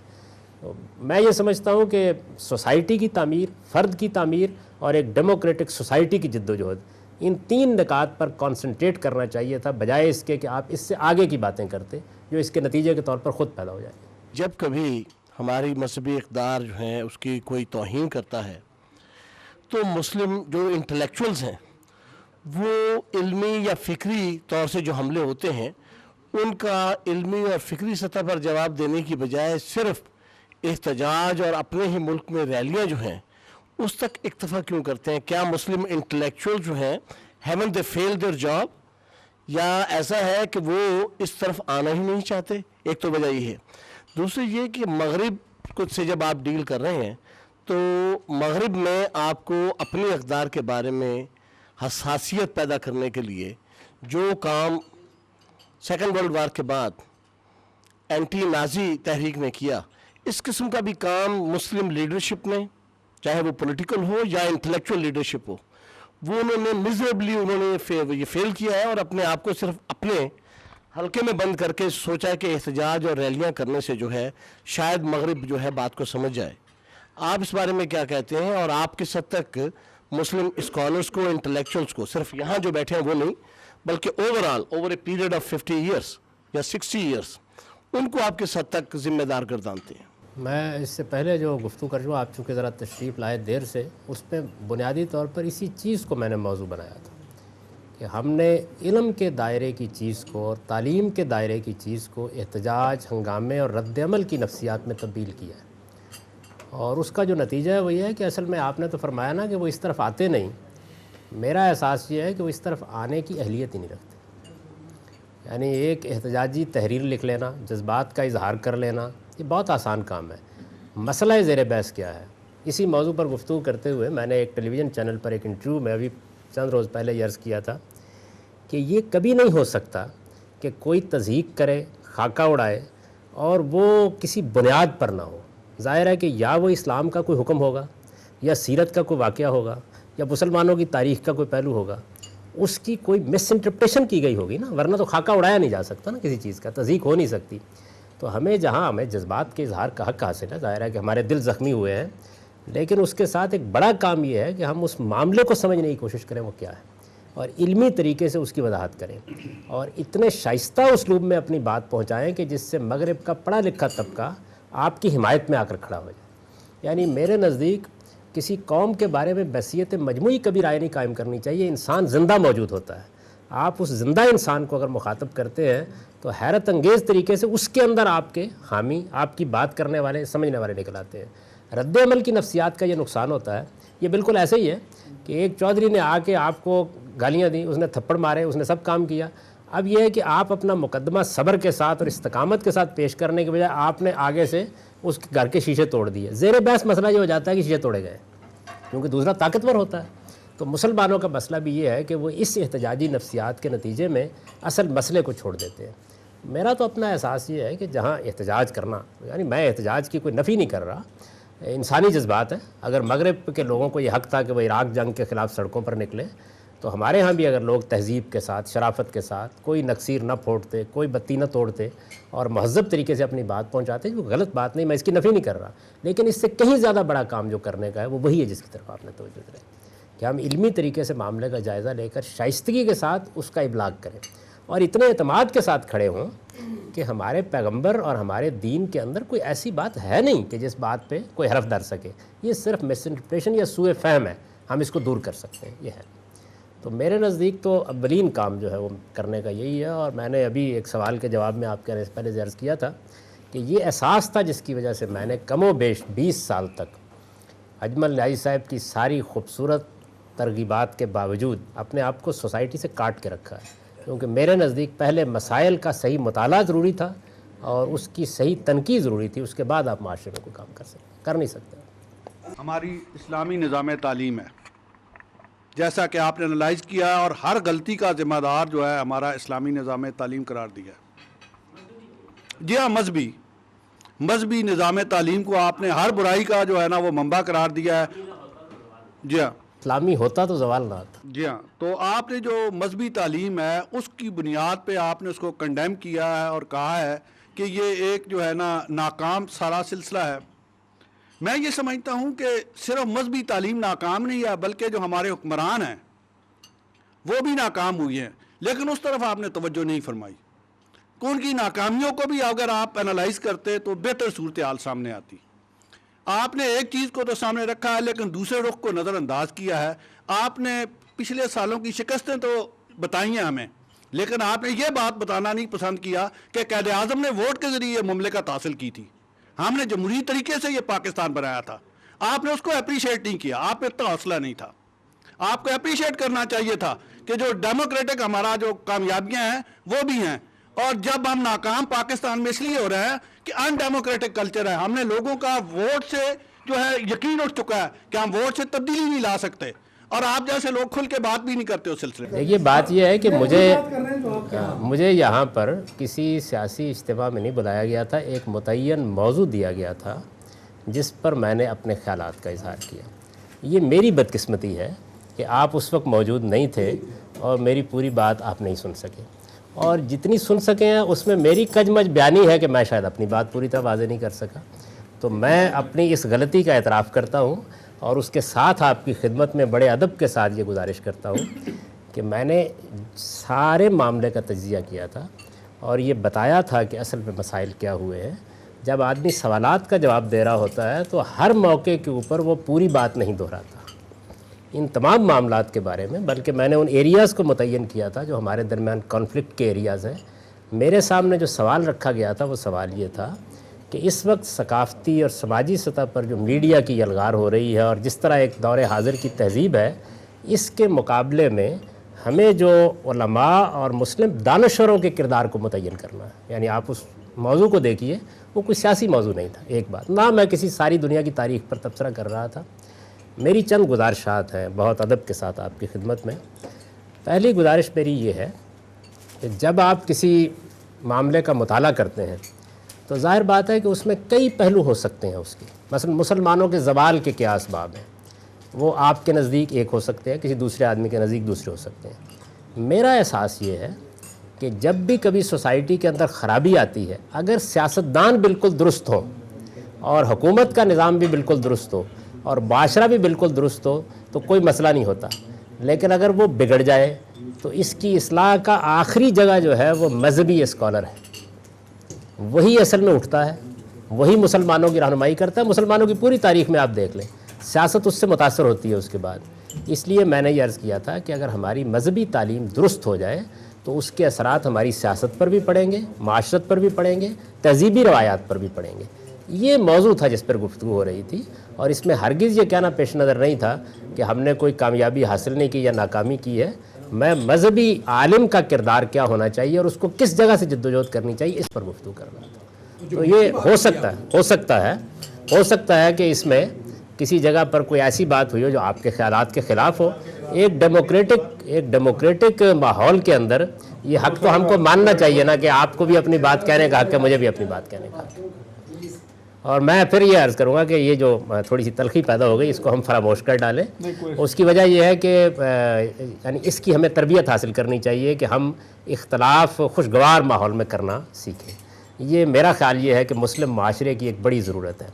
ہم ایک دوسرے کی بات سنیں, غور کریں, اس کے اوپر تبادلہ خیالات کریں اور یہ کہہ کے اٹھ جائیں کہ ہمیں سخت اختلاف ہے، لیکن اتنے خوشگوار طریقے سے کہہ کے اٹھ جائیں کہ چائے کڑوی نہ ہو جائے۔ بسم اللہ الرحمن الرحیم۔ نہایت ادب سے گزارش ہے کہ بجا طور پر آپ نے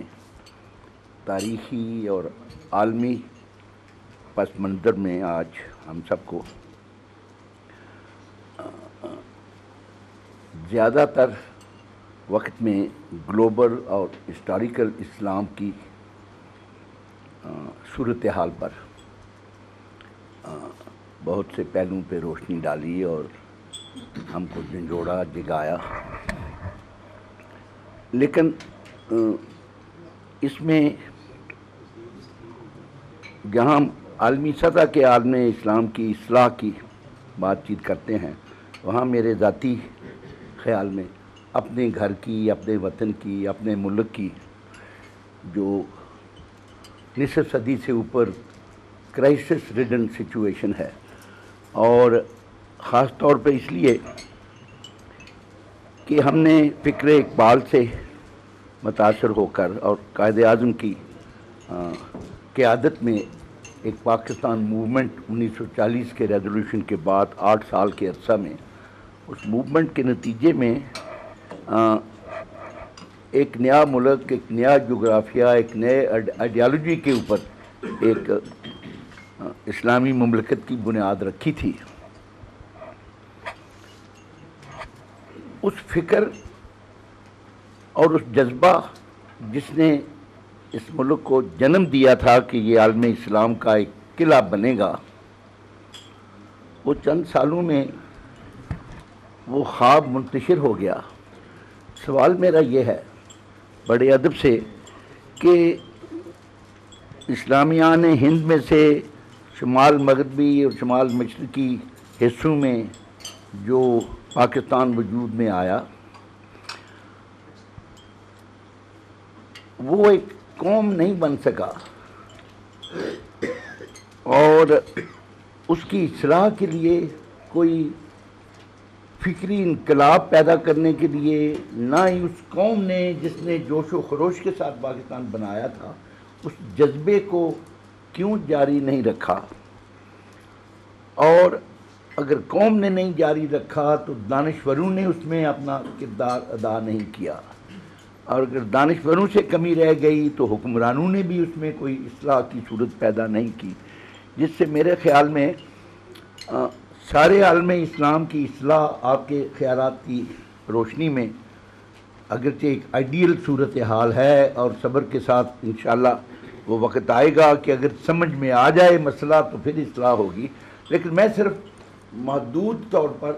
اپنے ہی وطن کی، اپنے ہی ملک کی جس کا میں حصہ ہوں، اس کے حالات سے اس لیے پریشان ہوں کہ کیوں ہمارا سارا پہلے مشرقی اور مغربی پاکستان کی اجتماعی دانش اکٹھی نہیں رہ سکی، کیوں ہمارے اندر وہ فکری انقلاب نہیں پیدا ہو سکا جس کی آپ نے ابھی رہنمائی فرمائی ہے، اور کیا دیکھتے ہیں مستقبل آپ ایسا فکری انقلاب برپا ہونے کا جس سے وہ مقاصد حاصل ہوں گے جن کا آپ نے ذکر کیا ہے۔ انقلاب یا تو خونی انقلاب ہوتے ہیں اور یا فکری اور ایولیوشنری ارتقاء کے عمل سے گزر کے ہوتے ہیں، اور ارتقاء کا عمل بڑا لمبا ہوتا ہے۔ اس میں آپ کو وہ کیا امید کی جھلک نظر آتی ہے کہ اس معاشرہ میں، اس قوم میں جو ابھی تک کتنے حصوں میں بانٹے ہوئے ڈیپلی ڈیوائیڈڈ قوم ہے، مذہبی لحاظ سے، فرقہ پرستی کے لحاظ سے، مسجدوں اور امام باروں کے سے بڑھ کر بھی جس جگہ پر پہنچ چکی ہے، اس میں کتنی روشنی کی کرن آپ دیکھتے ہیں اس فکری انقلاب کی جو آپ کا بھی خواب ہے، جو میرا بھی خواب ہے؟ منفی لحاظ سے بہت روشنی دیکھ رہا ہوں میں نے لفظ استعمال کیا منفی لحاظ سے۔ اس کی وجہ یہ ہے کہ جو مسلمانوں کی قیادت اس دوران میں پیدا ہوئی ہے، میں اپنے علاقے کی بات کر رہا ہوں، اس کی ناکامی اب نظری بحث کی محتاج نہیں رہی، یعنی وہ اب ایک عملی حقیقت بن گئی ہے اور آئندہ چند سالوں تک بن جائے گی۔ اس سے راستہ ہموار ہوا ہے، یعنی اب گویا لوگ جس اسپیل میں ہوتے ہیں اس سے نکلیں گے اور حقیقت کا تجزیہ کر کے حقیقت پسندانہ اقدامات کرنے کے بارے میں سوچیں گے۔ لیکن جہاں تک ایجابی پہلو کا تعلق ہے، پازیٹیو پہلو کا، اس میں ابھی روشنی کی کوئی بڑی کرن اس لیے نظر نہیں آ رہی کہ اس قیادت سے تو یہ توقع نہیں کی جا سکتی کہ یہ لا عمل بدلے گی، ارریلیونٹ ہو جائے گی کچھ وقت کے بعد، لیکن نئی قیادت کے پیدا ہونے کا جو عمل ہے اس میں شاید ابھی مزید وقت ہے. یعنی میں یہ محسوس کرتا ہوں کہ وہ لازماً پیدا ہو جائے گی، کیونکہ اس لائے عمل کی خامی اور اس کی کمزوری اب اصل میں کچھ چند جذباتی معاملات تک رہ گئی ہے. میرا اپنا احساس یہ ہے کہ بڑی حد تک لوگ دل میں اب یہ محسوس کرتے ہیں کہ یہ ٹھیک نہیں تھا جو کچھ ہوا، اور اس کے بعد شاید ہم پاکستان کے فکری بانی اقبال کی بھی باز یافت کر سکیں، کیونکہ اقبال کے ساتھ یہ معاملہ ہوا کہ وہ مصور پاکستان تو ہو گئے، وہ ہمارے سیاسی رہنما بھی ہو گئے، شاعری بھی ہم نے ان کو پڑھ لی، لیکن جس طریقے سے انہوں نے اس دائرے کی نشاندہی کی تھی جس میں اصل میں امت کے احیاء کا راز پوشیدہ تھا، اس پر کوئی ایک کام بھی کرنے کے لیے ہم تیار نہیں ہوئے، اس لیے کہ ہمیں فراغت نہیں تھی نا اس لائے عمل سے. ہمارا تو کہنا یہ تھا کہ اچھا مذہبی لوگوں کے ہاتھ میں اقتدار دے دیجئے، بس تمام معاملات درست ہو جائیں گے. یہ ایک نقطے کا لائے عمل ہے جس پر ہم نے جدوجہد کی ہے اس سارے عرصے کے دوران میں. جبکہ میرا نقطہ نظر یہ ہے کہ جب تک آپ علم اور تعلیم اس کو اپنا مرکز اور محور بنا کر پہلے امت کی ایلیٹ میں اور سوچنے سمجھنے والے طبقے میں اسلام کے حق میں ایک فکری انقلاب نہیں پیدا کر دیتے، اس وقت تک آپ کسی روشن مستقبل کی کوئی نوید نہیں پا سکتے. دیکھیے میں ایک گزارش آپ کی خدمت میں کروں، اور وہ یہ کہ دنیا کے اندر جو فکری تبدیلی ہوتی ہے یہ اتنی پائیدار ہوتی ہے کہ اس وقت جمہوریت کے حق میں انقلاب برپا ہو چکا ہے، فکری انقلاب. آپ کے ملک میں اور دنیا کے دوسرے ملکوں میں ملوکیت بھی جہاں قائم ہے، کوئی آدمی جمہوریت کے خلاف تقریر کرنے کے لیے تیار نہیں ہے. کیا ہم اسلام اور اسلامی شریعت کے حق میں یہ فکری انقلاب پیدا کر سکیں؟ نہیں پیدا کر سکیں. تو جب آپ اس درجے میں لے جائیں گے، میں تو ہمیشہ یہ کہتا ہوں کہ اس کا مطالبہ کرنے کی کیا ضرورت ہے کہ شریعت مثال کے طور پر نافذ ہونی چاہیے. اگر شریعت کی معقولیت، شریعت کا علم، شریعت کا فہم اس سوسائٹی کی ایلیٹ کے لیے ایسی ہی حقیقت بن جاتا ہے پسندیدگی کی جیسے ڈیموکریسی ہے، تو کہنے کی ضرورت نہیں ہوگی آپ سے آپ کو جھوٹ میں آ جائے گی. اس جگہ تک ہم نہیں پہنچا سکے معاملات کو، تو یہ ہمیں کنسنٹریٹ کر کے پہنچانا ہے. یعنی پہلے دین کی صحیح تعبیر، اقبال نے اس کی بنیاد رکھی تھی. اس کے سوالات میں نے کئی مرتبہ توجہ دلائی، معلوم نہیں آپ نے وہ سنا ہے یا نہیں. اقبال میوزیم ہے نا، وہاں آپ جائیں، وہاں ایک پورا کا پورا صفحہ ہے خود اقبال نے ہاتھ کا لکھا ہوا، جس میں انہوں نے، ان کے ذہن میں یہ تھا کہ وہ آخری عمر میں ایک کتاب لکھیں گے، اسلام ایز آئی انڈرسٹینڈ اٹ. تو اس کے انہوں نے کانٹینٹ وہاں متعین کیے ہیں، اور اس میں ان تمام مسائل کی نشاندہی کی ہے جو اگر کبھی معاشرہ اسلام کے سانچے میں ڈھالنے کا آپ نے کام کیا تو پیش آ جائے گا. اور یہ جتنے 6 دائرے میں نے متعین کیے ہیں، ان سب میں انہوں نے یہ بتایا ہے کہ کیا کیا مسئلے پیدا ہو سکتے ہیں. اس شعور کا آدمی یا تو زندہ رہتا اور یا پھر بعد میں آنے والے اسی شعور اور احساس کے ساتھ ان چیزوں پر کام کرتے. ہمارے ہاں ہوا یہ کہ جو مذہبیت موجود تھی ہم نے اس کو مطالبے کا نام دے دیا. آپ دیکھیے پاکستان بننے کے بعد مذہبی حلقوں نے اسلام کی گفتگو کہاں سے لی؟ اسلامی نظام کا مطالبہ. سوسائٹی میں کبھی مطالبے سے فکری حقیقتیں نہیں آتی، وہ سوسائٹی کے اندر سے نفوذ کرتی ہیں، اس کی روح میں اترتی ہیں، اس کا ذہن اور اس کا فکر بنتی ہیں، اور اس کے بعد پھر معاشرہ اصل میں اپنے وجود سے مطالبہ بن جاتا ہے اس چیز کا. تو جب تک آپ معاشرے کو اس کی تہذیب اور وجود سے اسلام کا مطالبہ نہ بنا دیں، یہ خواب نہیں پورا ہو سکتا، شرمندہ تعبیر نہیں ہو سکتا. اس میں یوں نہیں ہے صورتحال کہ ہم نے بہت کچھ کیا کچھ نہیں نتیجہ نکلا. نہیں، ہم نے کچھ بھی نہیں کیا اس لیے کوئی نتیجہ نہیں نکلا. جس دن ہم کریں گے پھر نتیجہ نہیں نکلے گا تو تب ہے نا کوئی سوال پیدا ہوتا ہے. تو بے کیے ہم کیسے توقع کر سکتے؟ نکل نہیں سکتے. اللہم ارنا الحق حقا وارزقنا اتباعہ وارنا الباطل باطلا وارزقنا اجتنابہ. صلی اللہ علیہ وسلم.